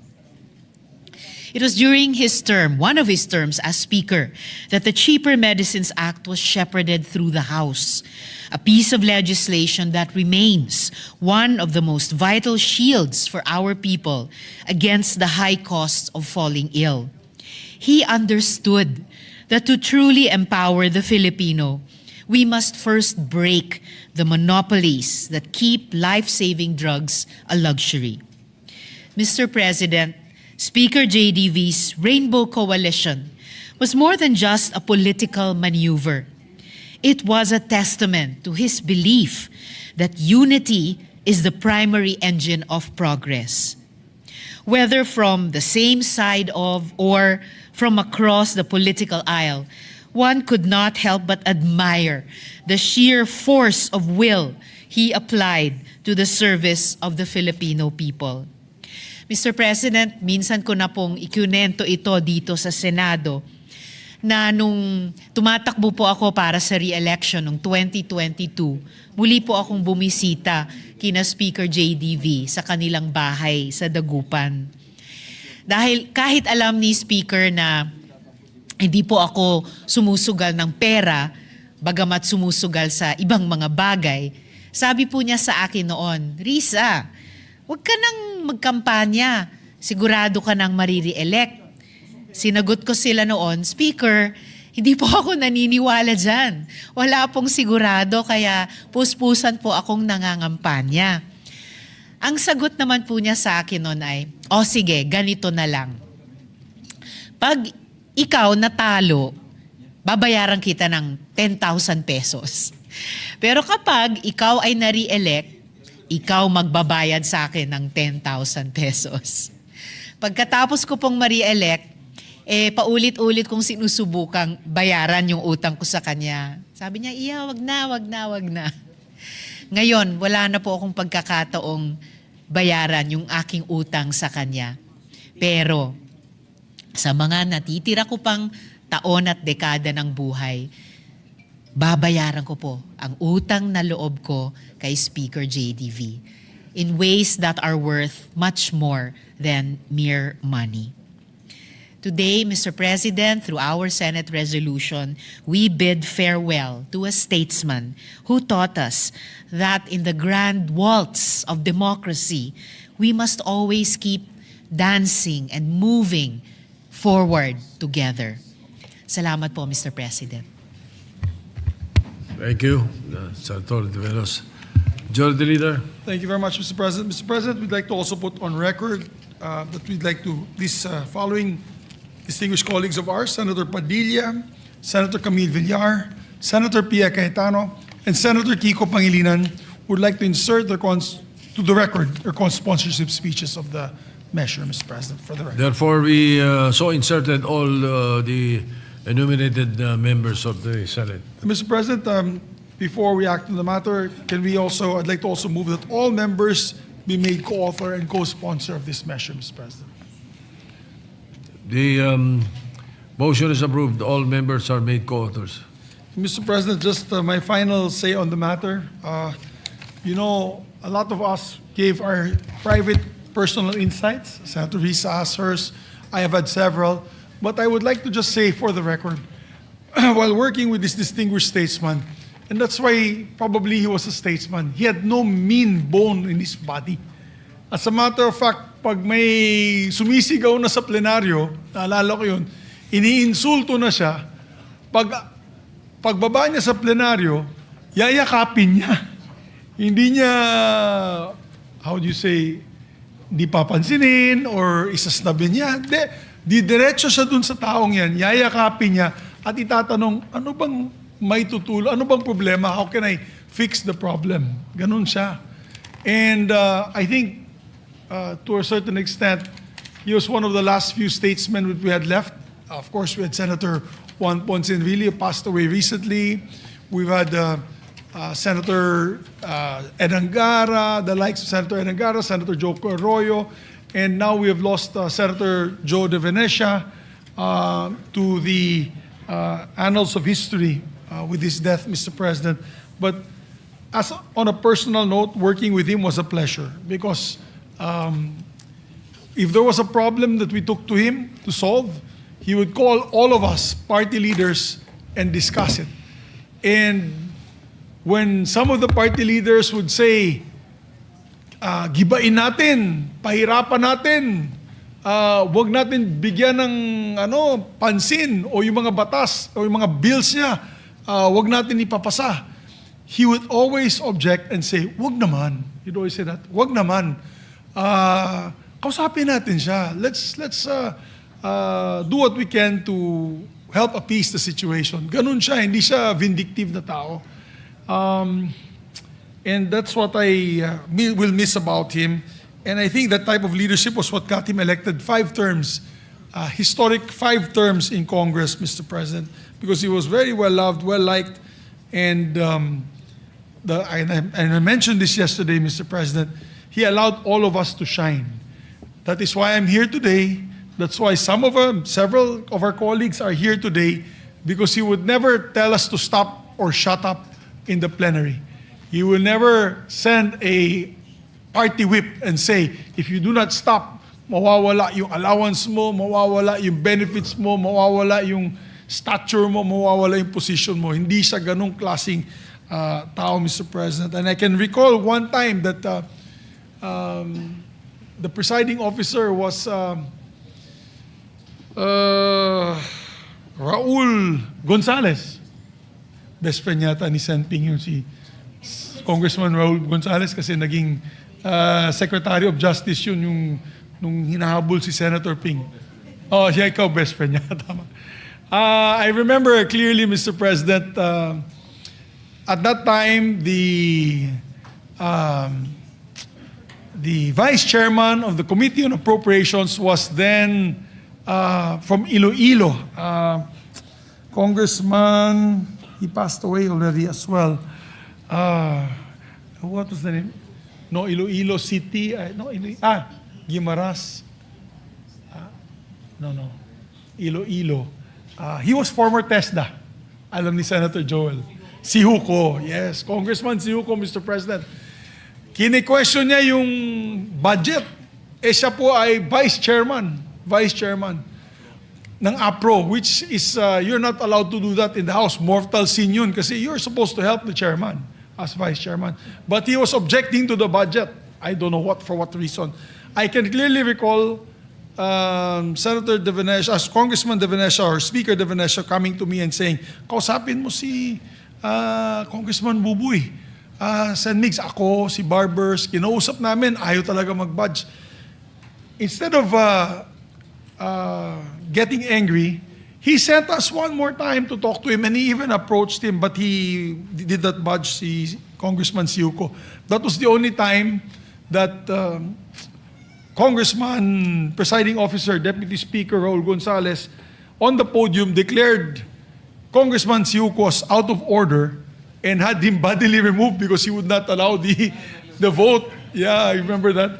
He would not allow the vote to take place in the approval of the budget. So he was bodily removed. But he felt bad. Sumama loob ni Congressman Speaker Joe De Venecia because he did not want to have to do that action. For him, it was a drastic action, too drastic. Kaya natuwa naman ako. As I said, he had no mean bone in his body. And after that, I remember that when it was the next day, dinapitan niya si Buboy Siuko na imbis na magalit kay Congressman Buboy Siuko, sinabihan lang niya, "You're such a very naughty guy talaga. Naughty." Ganun lang, naughty. I remember he used to say that. So naughty. So, those were the days, Mr. President. A house that was like that we could speak freely and could debate freely on that type of atmosphere. So, Mr. President, with no other members who wish to sponsor the measure, no amendments, I move that we adopt proposed Senate Resolution number 297, honoring the life of the distinguished 5-time Senate President or 5-time Speaker, Mr. President, sorry. Let me repeat that. Honoring the life and legacy of a 5-time Speaker of the House of Representatives, no other than Jose Joe De Venecia Jr. I so move, Mr. President. Any objection? Chair is done.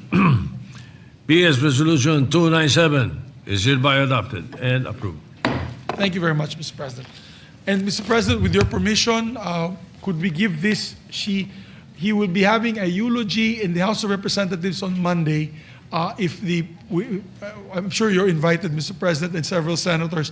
Maybe we can take the resolution and give it to the family. I'll be there, Mr. President. If you Yes, I'm wish, sure the Majority Leader will be a very I could represent you, very Mr. good President. representative of the Senate to deliver the resolution. And we'll, of course, turn it over to the family. Thank you, Mr. President. Mr. President, we'd like to consider Senate Bill number 1508 under Committee Report number 12. Mr. President, with the permission of the body, this is the act authorizing the Department of Health to set and approve the bed capacity and service capability of all DOH hospitals, Mr. President. Any objection? Hearing none, consideration of 1508 is in order. Mr. President, I move that we recognize the sponsor, Senator Risa Ontiveros, and to interpolate, we have our distinguished colleague, Senator Win Gatchalian. Senator Risa Ontiveros is recognized. Senator Sherwin Gatchalian is recognized to interpolate. Thank you. Thank you. Salamat po. Thank you, Mr. President. Thank you, Majority Leader. And will the gentle lady, Her Honor, accept a few questions on the proposed measure? Definitely, Mr. President. First and foremost, on the onset, let me commend Her Honor for coming up with a bill that will lay out the long-term plan for our hospital capacities. And I say this because during the budget deliberations, I had the experience of analyzing the healthcare system of the country, including the different mechanisms to help our constituents avail of hospitalization, medical assistance, and other health requirements. And I remember when we were talking about the mechanisms, most especially the medical assistance or MAIP in particular, when we were analyzing MAIP and also looking at the logic why we still need MAIP, one of the reasons and one of the justifications that were given to me at that time by the DOH and also from our other colleagues is a lot of our constituents experience overcrowding in public hospitals. They experience problems in securing beds, securing services. May mga nagsabi sa akin, this is also first-hand information, that in some of our hospitals, when you need surgery, this is public hospitals, sometimes it takes months, 3 months to get an appointment from doctors or even get a bed space because of the problem of overcrowding in DOH hospitals. And because of that overcrowding, it also spills over the local government hospitals. So pati yung mga local government hospitals natin also experience overcrowding. And because of this problem in overcrowding, a lot of our constituents are forced to take up the pay ward in the public hospitals. And some of them, kung kailangan na talaga magpa-opera or kailangan na magpakita ng specialista, they would transfer to private hospitals. And because of that transfer to private hospitals, many of our constituents would go to politicians, to go to people who have access to the guarantee letters, because the guarantee letters become the parang pangpuno o pangbayad doon sa private hospitals and also to pay wards. And when we were looking at this problem, one of the issues that we need to focus on is the capacity issues. Because if we have the capacity in our government hospitals, then our constituents will not be forced to go to pay wards or to private hospitals, and therefore we will have less requirement for medical assistance or the MAIP. So that's why my view on the healthcare system, we have to look at it from a larger standpoint, from a macro standpoint, because it's a system. Kasama na ho dyan yung hospital beds, kasama na dyan yung payment mechanisms, kasama na dyan yung services that we can offer our constituents. So it's a system. Once one of the facets will be problematic, the entire system will also be problematic. It will actually have a chain reaction. So, having said that, If I may, Yes, Mr. President, go good ahead. gentleman, just comment to the initial comments of the good gentleman from Valenzuela. Maraming salamat po dun sa approach din na systemic at saka macro. Yun din yung how this bill is seeking to approach the question of bed capacity and service capacity in our hospitals. There is actually already a framework, currently the Philippine Health Facility Development Plan, at sinusubukan din itong bill na ito i-situate yung particular concern of bed capacity within that PHFDP or Philippine Health Facility Development Plan. Secondly, Mr. President, tamang-tama po yung pinoint out ng good gentleman from Valenzuela na overcrowded talaga. Just talking about the DOH hospitals, grabe po yung bed occupancy rates. They are all over 100%. Dun pa lang sa taong 2025, our level 1 DOH hospitals were at 173% capacity. Wow, taas, Opo, mataas talaga, halos doble na. Level 2 DOH hospitals, 100.58% capacity. So over din. And level 3 hospitals din ng DOH, 106% capacity. So lahat nung tatlong levels na yon ng health facilities over. And last but not the least, at this point, Mr. President, dun sa opening comments ng good gentleman from Valenzuela, bed capacity in particular is impacted by this overcrowding sa mga DOH hospitals. Dahil sa ngayon, ang total bed capacity ng DOH hospitals sa Pilipinas ay at 31,642. That is already what we actually need at this point in time, which for 2026 current year, DOH hospital beds planned supply is 35,331. So, dun pa lang sa current year, we are behind by about 4,000 beds, Mr. President.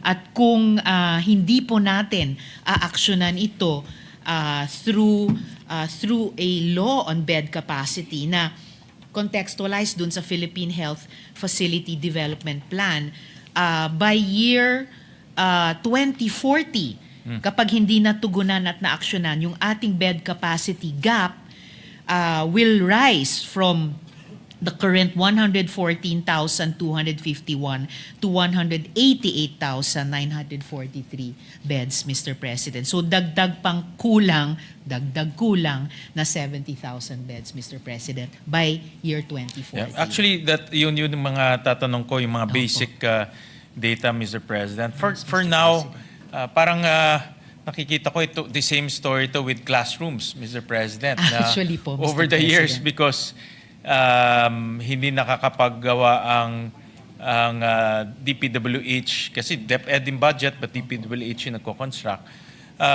nagpatong-patong na yung kulang natin. And currently, we are backlogged with classrooms, about 140,000 classrooms. So, and that will translate to almost 200 billion in terms of, 400 billion in terms of addressing the backlog. So backlog pa lang, 400 billion na yung kailangan natin. Parang nakikita ko the same story with hospitals. No? So kumbaga, Mr. President, double whammy. Doon pa lang sa two basic Yes, social tama. protection and development indicators ng ating sambayanan. And as for education, in the hundreds of billions, we also have the numbers po ng kakailanganin natin to start to close the gap just in terms of hospital beds. Actually, Mr. that's my first President. question, Her Okay. Honor, is ano ba ang backlog natin ngayon in terms of hospital beds as we speak? No? As we speak, Mr. President, ang current backlog is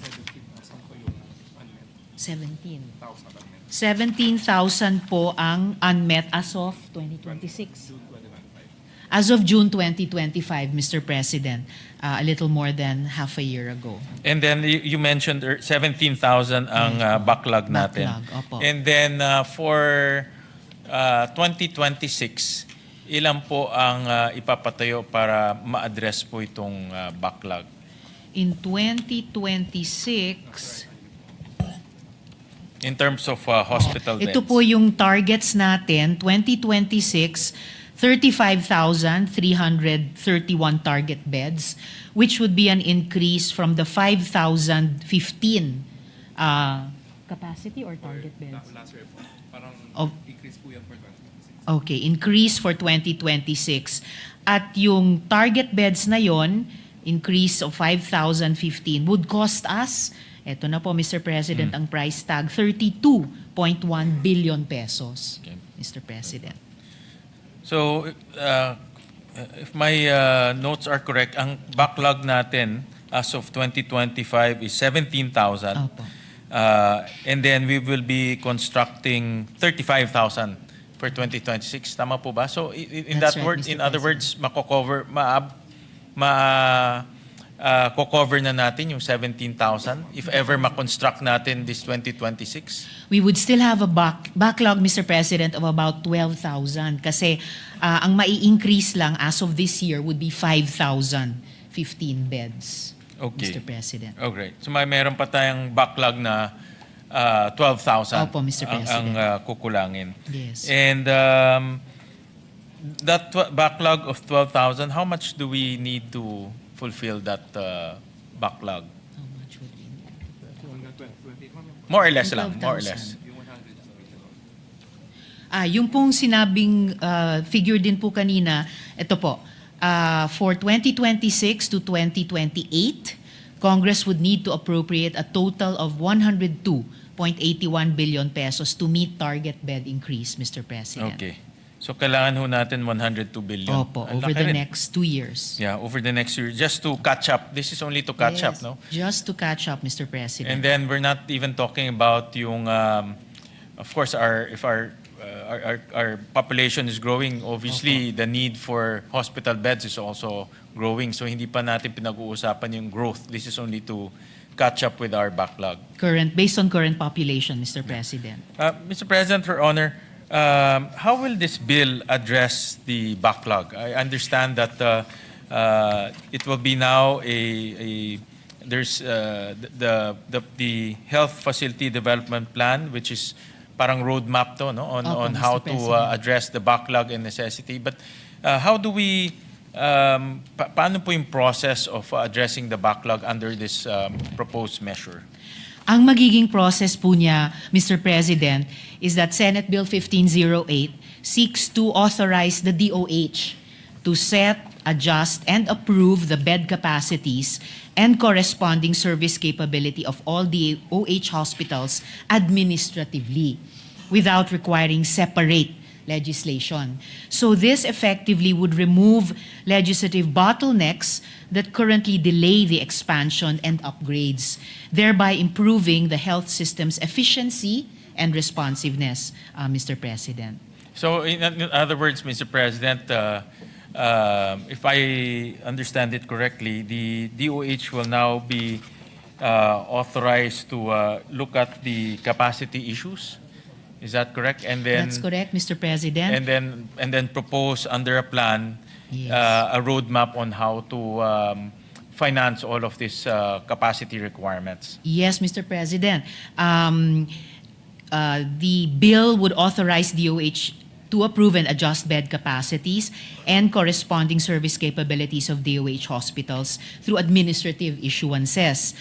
It would be authorized to convert, upgrade, and modernize DOH hospitals' existing equipment and facilities to ensure responsiveness to the health needs of the population consistent with their authorized bed capacity and service capabilities. Doon po pumapasok yung Philippine Health Facility Development Plan. Kasi the bill would mandate the development and maintenance of the PHFDP as a strategic blueprint for modernizing hospital infrastructure and services nationwide. The PHFDP enables access to capital outlay investment and ensure alignment of hospital expansions with national health facility planning and investment priorities. So ito naman po kumokonekta sa funding na binanggit ng good gentleman from Valenzuela dahil the bill would ensure funding integration still through the General Appropriations Act. The bill would direct adjustments in bed capacity and service capability to be incorporated into the DOH budget planning and inclusion in the GAA. So it would align funding needs with hospital modernization and capacity goals under the PHFDP. Kumbaga, yung isang pwedeng pagtingin natin, Mr. President po, ay the bill would twin yung PHFDP at yung GAA process po natin taon-taon, Mr. President. Mr. President, I understand that at the local level, all DOH hospitals have a management committee. Sa Valenzuela, when I visit the local DOH hospitals, I understand the way they are managed. Meron silang executive committee or management committee, and then it's run by a chief of hospital. And I understand that they also have a planning division at the local level. And that's where they usually plan their requirements in terms of hospitals and capacity. Unfortunately, hindi nata-translate yun to budget. A lot of them are just pure plans, no? Because nangyayari when they request DOH for expansion or for purchase of equipment or additional services to be offered, most often than not, yung budget limited eh. So because limited yung budget, hindi nabibigyan lahat, no? In other words. So itong proposed measure natin that will empower DOH to plan, how will this work hand in hand with the local hospital planning activities? No? And how will this measure after the planning activities will work hand in hand with the budgeting activities of the DOH? Typically, the funding requirements come from the health enhancement Facilities enhancement program. facilities enhancement program fund, no? HFEP, no? So how will it work hand in hand with HFEP? Mr. President, unfortunately sa ngayon, hindi po kino-contemplate ng bill na mag-apply pati sa mga LGU hospitals or private hospitals for that matter. So sa ngayon, mag-apply lang po siya sa DOH hospitals. Samantalang yung mga private hospitals at LGU managed hospitals, mananatili po silang governed by existing laws and licensing rules. Right. Mr. President. For yung mga, that's actually another question that, because we're looking at a system, how can this bill also look at the hospital capacities of a locality to include LGU hospitals and to include private hospitals, but most especially LGU hospitals, because nakita ko dito they will in the bill, no, they will analyze the situation at the local level, titignan nila yung mga requirement doon, they will also look at what is the appropriate capacity of the DOH hospital in that locality. Pero sa tingin ko, kailangan din tingnan nila yung buong system ng locality, no? To take into consideration, let's say, the capacity of the LGU hospital. No? Is that a possibility that in this bill to look at the system requirement of a locality? Ako, ang inaano ko lang yung sa Valenzuela, because like in our city, we're synergizing local hospital tsaka yung DOH hospital namin, sinisynergize para they're not competing, rather they're complementing. For example, in the LGU, we handle the primary care or yung level 1. Tapos yung DOH hospital namin handles level 2 and level 3. So we don't, in a way, we complement each other, no? So they don't invest as much in primary care. Kami naman, we invest in primary care. So is that type of arrangement can be, is that an idea that can be incorporated in this bill, that type of arrangement, so that we can look at local system-wide situations? Mukhang, Mr. President, may mga leksyon na matututunan po tayo in terms of the overall implementation of universal healthcare mula sa lungsod ng Valenzuela. It's not yet, as I mentioned earlier, contemplated in this bill, pero tignan natin kung pwede natin i-consider either maging bahagi nitong bill na ito or a companion measure. Dahil buong policy framework naman ang tinatayo natin bukod sa oversight on the implementation of the Universal Healthcare Law. In relation to that po, Mr. President, I think the important point na binibring up ng good gentleman from Valenzuela ay pwede rin po nating i-take up dun sa Congressional Oversight Committee on the UHC law. Particularly yung hina-highlight nila na dapat complementation between DOH health facilities and LGU plus private health facilities sa kabuuang service delivery network, pati ng bawat lungsod. Sa ngayon po kasi, under the Universal Healthcare Law, there's some kind of integration at least up to the provincial level. Kaya may eyes on the ground ang DOH, for example, na of our 82 provinces, Mr. President, 36 ay walang DOH hospitals. So, and sigurado kung walang DOH hospital sa 36 provinces, kailangan pa tayong deeper dive. So, ilan ang kulang na bed capacity doon? And then we could also look, are there LGU hospitals in those provinces? May complementarity ba with other health facilities in the absence of a DOH provincial hospital? Or lalo na, kung in those 36 provinces na walang DOH hospitals, kung kulang din yung mga LGU hospitals. So, there are different approaches through which we can look at ano yung gaps sa overall service delivery network for health sa Pilipinas. And I'm willing to explore that, Mr. President, in terms of yung LGU hospitals. Nakita ko lang dito sa Section 4, authority to approve. And then in page 2, line 1, it says here, taking into consideration the hospital's development plan, catchment population. So when you say catchment population, you're talking about yung local scenario or your local demographics. And then meron din dito healthcare provider network. So I was, ang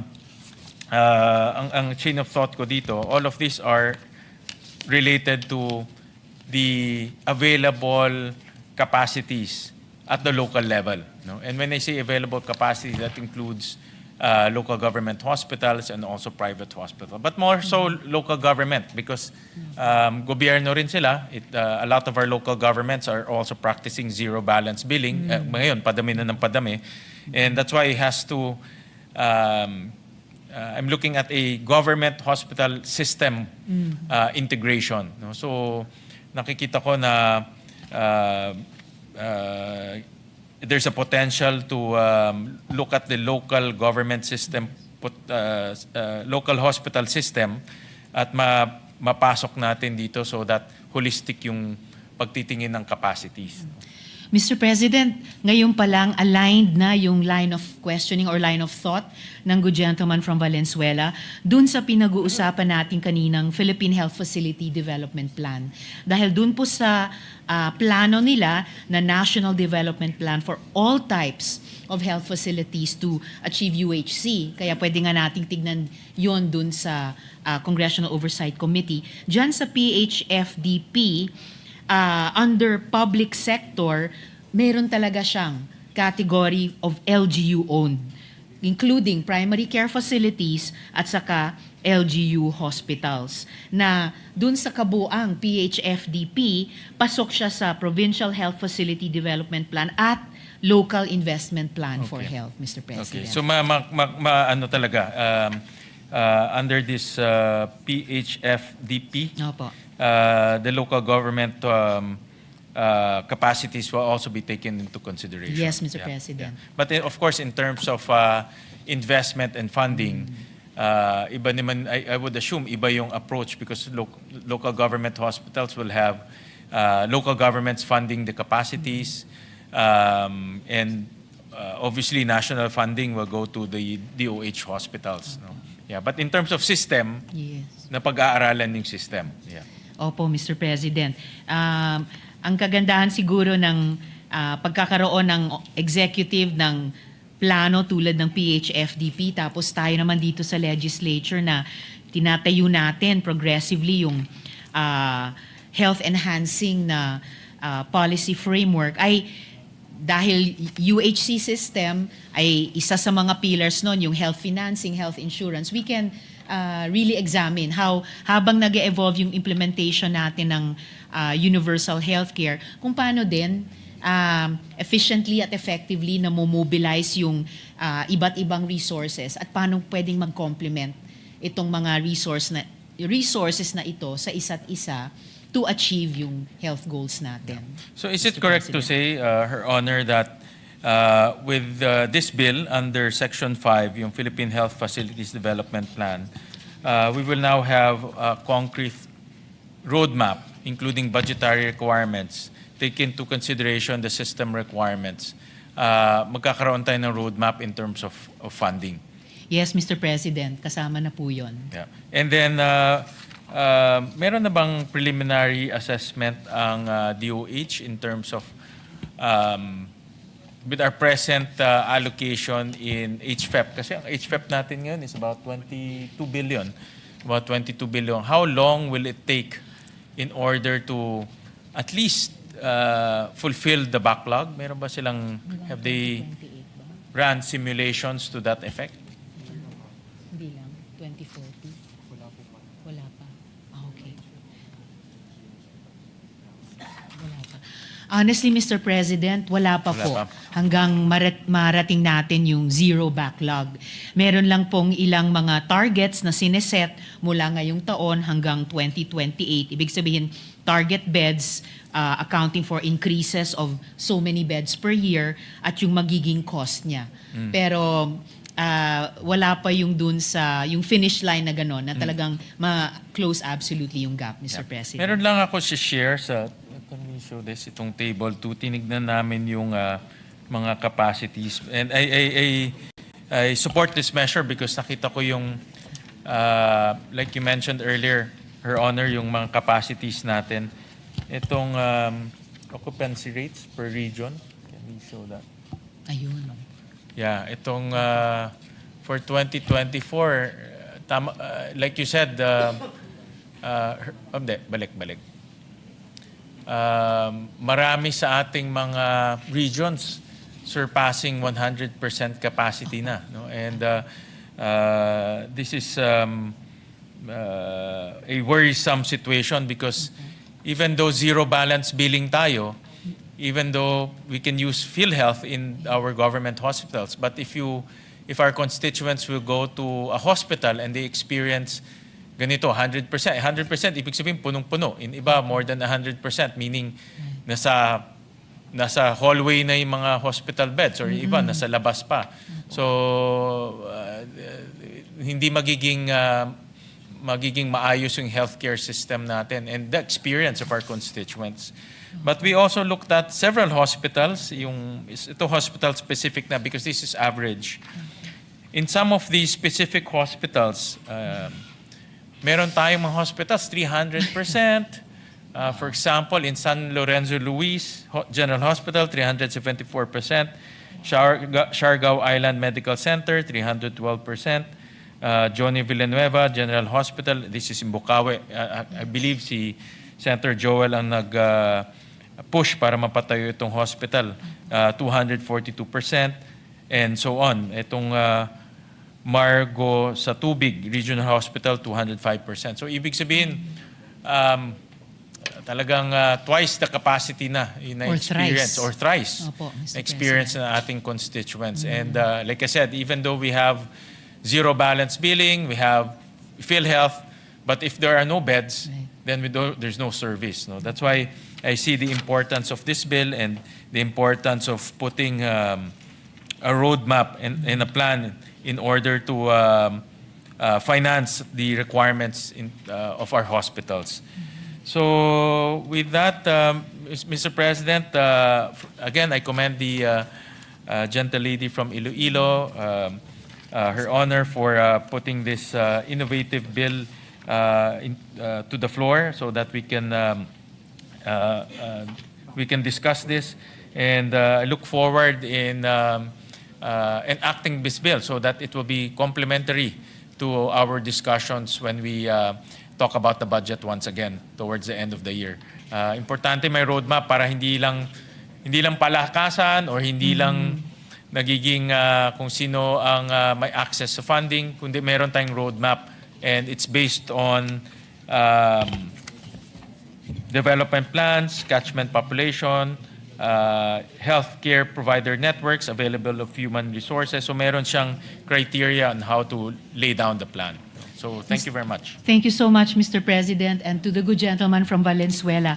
Just to a few of the last points he made, dun sa pinakitang mga regions, they account for 43 hospitals with over 100% capacity. Opo. So kung wala po tayong Philippine Health Facility Development Plan, kung hindi natin i-contextualize yung ganitong bill sa PH FDP, we would need 43 bills para lang ibaba yung occupancy rate from over 100% to below 100% through increasing bed capacity by legislation.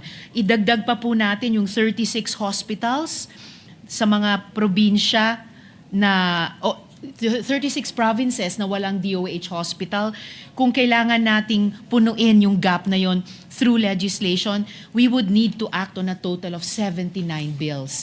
And usually ang legislation po natin sa ganitong importanteng pangangailangan would take on the average from 21 months up to 3 years per hospital. So if instead i-maximize po natin yung PH FDP and then yung taong-taong pagpasa natin ng GAA to vet yung ipopropose administratively ng DOH. At nire-require din ng panukalang batas na to ang DOH to report annually to Congress. Then, mas ma-facilitate po natin at mas mapapabilis in a rational way yung paghahabol natin dun sa gap sa bed capacity, Mr. President. So instead of the legislative route, it will be an administrative route. It would be an administrative route, Mr. President, on the operational matters. Pero ganun pa rin, yung policy setting, tayo pa rin sa Kongreso, yung pagpondo or hindi and to what degree, dadaan pa rin taon-taon sa GAA.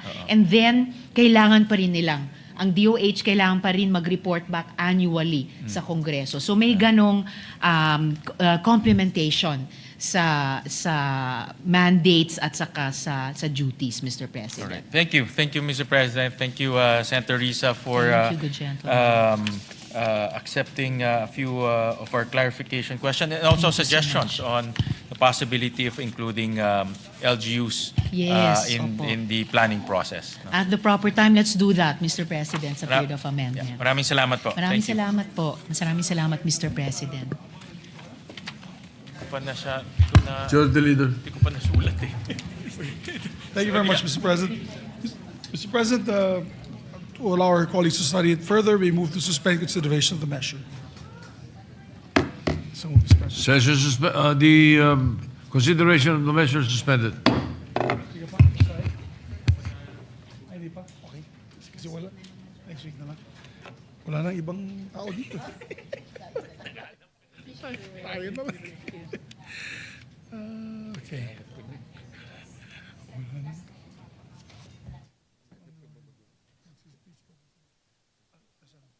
Si Ma'am Lauren,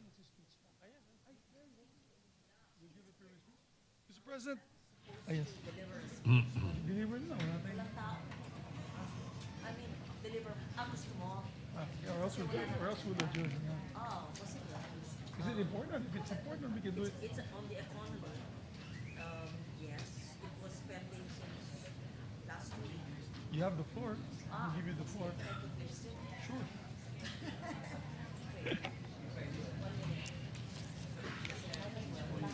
Mr. President, can I ask just for a minute suspension to allow the Session suspended. sponsor to get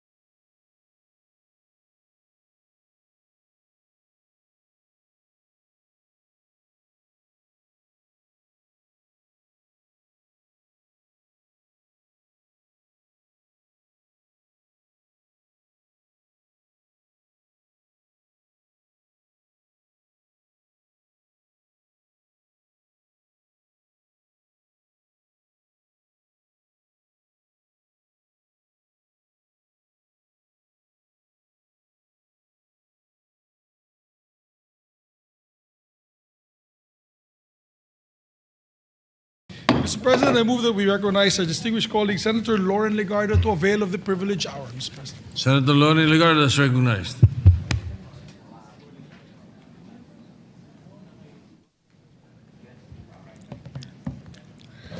Mr. President, I rise on a matter of personal and collective privilege. The Development Budget Coordination Committee, DBCC, recently released a sober recalibration of our economic outlook. The figures speak for themselves, and they speak loudly. Fourth quarter GDP growth has slowed to a mere 3%. Let that number sink in, 3%. For many Filipinos, a drop from 6% to 3% means fewer jobs, slower business growth, tighter household budgets, and fewer chances for families to move ahead. It has pulled our full-year growth for 2025 down to 4.4%, falling short of our targets and forcing a downward revision of our revenue projections through 2028. This dominoes as the recent data indicates that our debt-to-GDP ratio now is 63.2%, the highest level in 20 years. We have breached the internationally accepted manageable threshold of 60%. This means that a larger portion of our government revenues must be diverted to service debt interest, leaving significantly less funding for healthcare, education, infrastructure, and social services. What makes this deeply concerning is that even amid delayed projects, compromised quality, and persistent waste and misuse of public funds, we continue to borrow. Sa halip na ayusin ang mga prioridad at tapalan ang mga taga sa paggastos, patuloy pa rin tayong nagdaragdag sa ating utang. Ang epekto, mas kaunting silid-aralan at kama sa ospital, mga kalsadang inuulit-ulit ayusin at patuloy na pagtaas ng presyo na lalong nagpapahirap sa buhay ng mga pamilyang Pilipino. That 3% growth coupled with a high debt-to-GDP ratio tells us that the engine is stalling. It's that flashing yellow light on our national dashboard telling us that the old assumptions behind our growth can no longer be taken for granted. For decades, we have relied on a concrete-driven growth engine, a linear, extractive model that prioritizes large-scale infrastructure as a primary input to induce economic growth.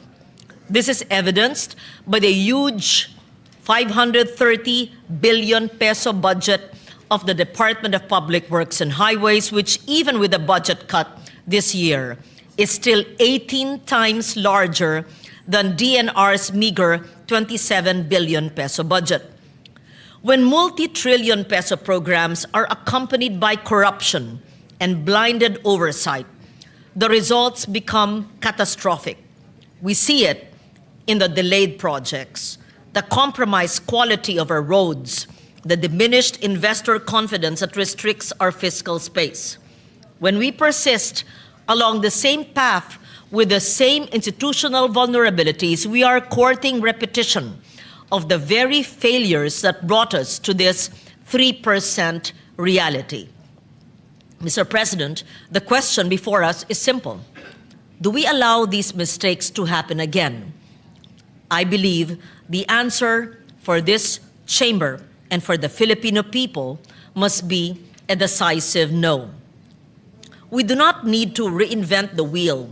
While the traditional model falters, a sophisticated alternative has been waiting in the wings for decades. We do not need to be afraid to embrace it. Through our collective work in this House, we have built a legislative fortress, starting with laws that align sustainable development with economic growth, the Ecological Solid Waste Management, the Clean Air Act, the Clean Water Act, Climate Change Act, People's Survival Fund, many more. We often hear that environmental protection is a luxury for developing nations. I tell you today, environmental and climate responsive governance is a fiscal imperative. The full realization of the Ecological Solid Waste Management Act should have been able to save us a lot of losses due to unmanaged waste. According to the DNR, the Philippines loses an estimated 45 billion to 51 billion pesos because high-value recyclable plastics are discarded in landfills or leaked into the environment instead of being recycled. Consider flood control, long dominated by hard infrastructure. Under these existing laws, planning shall be integrated with ecosystem-based approaches that restore rivers, wetlands, and mangroves while reducing long-term maintenance costs and exposure to corruption-prone procurement. This helps create a regenerative economy where resources are renewed instead of depleted. Even fiscal planning stands to benefit. Most recently, we enacted the Philippine Ecosystem and Natural Capital Accounting System, PENCAS. This recognizes the economic value of our forests, our reefs, water. It ensures we no longer undervalue the ecosystems that bring and protect our lives, most especially our farmers and fisherfolk, who are working closest with nature. Partnered with climate adaptation measures, not only economic assets, but also the lives of people are further protected. By integrating climate adaptation and disaster risk reduction into the core of our national economic policy, we move beyond treating environmental action as optional and instead recognize it as central to sound governance and long-term stability. By transitioning from a reactive post-disaster recovery model to a proactive resilience framework, the government can effectively protect the country's gross domestic product from the cyclical erosion caused by natural calamities. And this is the very reason why we champion the People's Survival Fund, the nation's climate adaptation fund that supports the most vulnerable segments of our nation and drives them towards resilience. But resilience and sustainability are not built on infrastructure and ecosystems alone. They are equally built on people. The same logic that tells us to climate-proof our bridges and coastlines must also compel us to climate-proof our classrooms, communities, and livelihoods. When disasters strike or global markets shift, it is the quality of our human capital that determines whether families can recover and move forward. When our people and enterprises are better protected from these shocks, our country's risk profile improves and investors take notice. Capital is increasingly selective, flowing towards economies that demonstrate coherence between policy, governance, and sustainability. Investors look for signals that growth strategies are aligned with global transitions, not locked into legacy systems that magnify risk. The Philippines is positioned to meet this demand if we continue investing in our human capital. The recent wake-up call from EDCOM 2 report emphasizes that economic planning and education reform must move in tandem. Unless we invest in human growth, our progress will remain uneven and fragile. Education is intrinsically linked to labor and the development of a strong, competitive workforce. This is why we have been instrumental in passing the Universal Access to Quality Tertiary Education and the UNIFAS Act to ensure that the public stays in public service by making college accessible to all. And to bridge the immediate learning gaps, we passed ARAL, Program Act, specifically designed to arrest this learning poverty before it hardens into a lifelong advantage or disadvantage. We are creating a system where a skilled worker can upskill and reskill, ensuring that no Filipino is left behind by the breakneck speed of global change. This investment in human capital is the prerequisite for the Philippine Innovation Act and the Philippine Creative Industries Development Act. These laws represent a strategic shift in our economic policy, moving the Philippines away from a reliance on traditional low productivity sectors towards a high-value, knowledge-based economy. By institutionalizing support for so-called intangible assets such as ideas, talent, and technology, we create a framework where growth is driven by productivity and ingenuity, not just by consumption and labor. Circling back to green and sustainable transition, it is not merely an environmental elective. It is a robust engine for employment. The International Labor Organization estimates that achieving the goals of the Paris Agreement could create a net gain of 18 to 24 million jobs by year 2030. The Philippine Green Jobs Act serves as our landmark legislation to capture this growth. I don't see it being implemented though. By offering fiscal incentives and tax deductions to enterprises that generate green jobs or employment that restores and preserves our environment, we strategically future-proof the Filipino workforce. Through green startups empowered by the Magna Carta for Micro, Small, and Medium Enterprises, the Barangay Livelihood and Skills Training Act, we position innovation as a practical tool for reform. We move ideas from research to deployment, generating jobs that are not just work, but are actual contributions to our national resilience. That 3% growth figure should not be read solely as a retreat from ambition. It must be understood as a trigger to recalibrate. We must choose. Do we double down on old school expansion that scars our environment and leaves our growth anemic? Or do we fully activate the greener, more resilient blueprint that we have already spent decades codifying into law? We already know the direction that we must take, Mr. President. Nariyan na po ang mga batas at mga alituntunin upang maituwid ang landas ng ating bansa.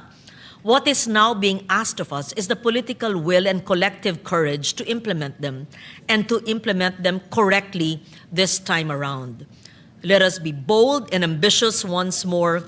Let us build a climate and environment responsive economy that keeps our farms productive, that protects our seas, that secures our cities against the growing threats of disaster and climate instability.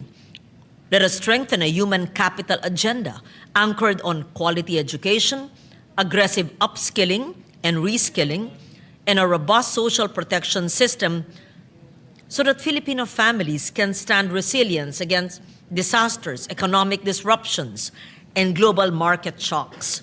Let us pursue an innovation-driven livelihood strategy that transforms Filipino ingenuity and creativity into decent jobs, into competitive enterprises, and sustainable opportunities across every region of our country.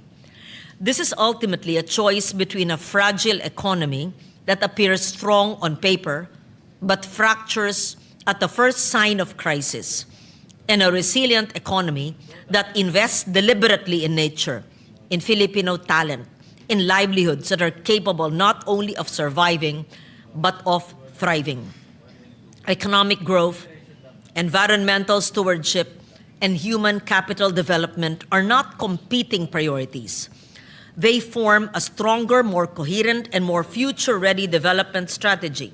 Let us maximize the tools that already exist within our laws, our institutions, and most importantly, within our people, to prove that Philippine growth can be credible, accountable, inclusive, and prepared for the challenges of our time.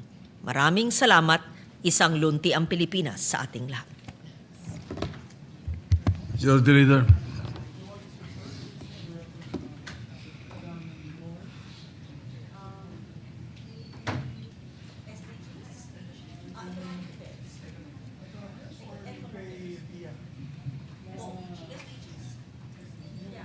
Sustainable. But ito primarily economic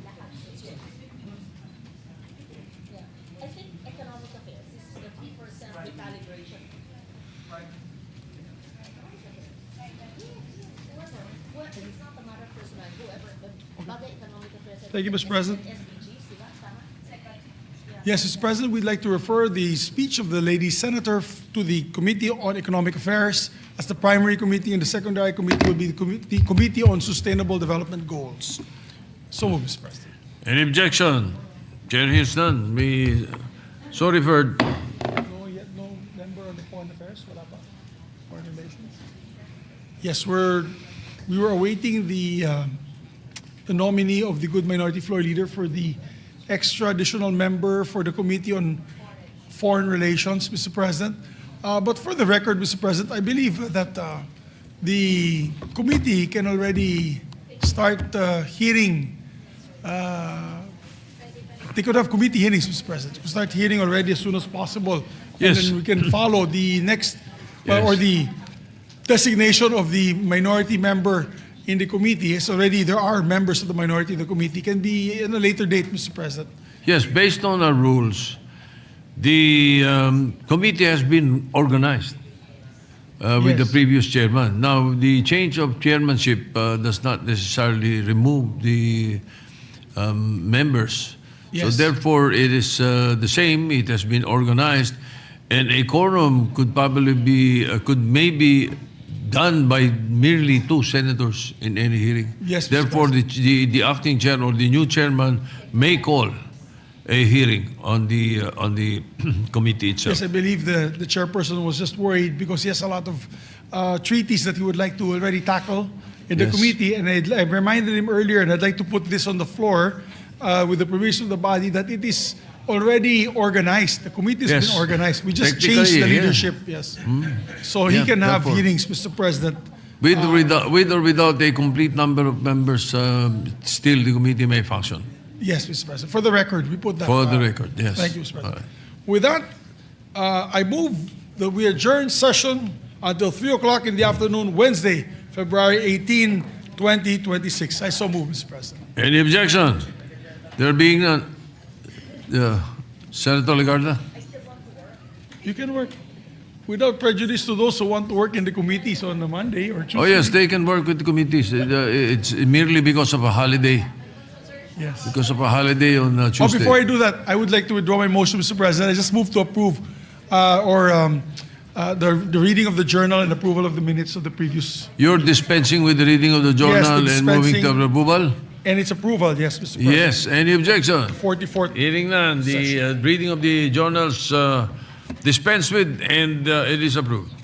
Yes, and people will be wondering why we're adjourning till Wednesdays, because we will be working until Thursday. So instead of Monday session, and there's no work on Tuesday, we'll come in on Wednesday and just suspend for Thursday, Mr. President. All right. All right. Therefore, So- I move, Mr. President, that we adjourn on session until 3 o'clock in the afternoon of Wednesday, February 18, 2026. Any objection? Hearing none, the session is adjourned until 3 o'clock in the afternoon of Wednesday, February 18, 2026. Advance Happy Valentine's, Mr. President.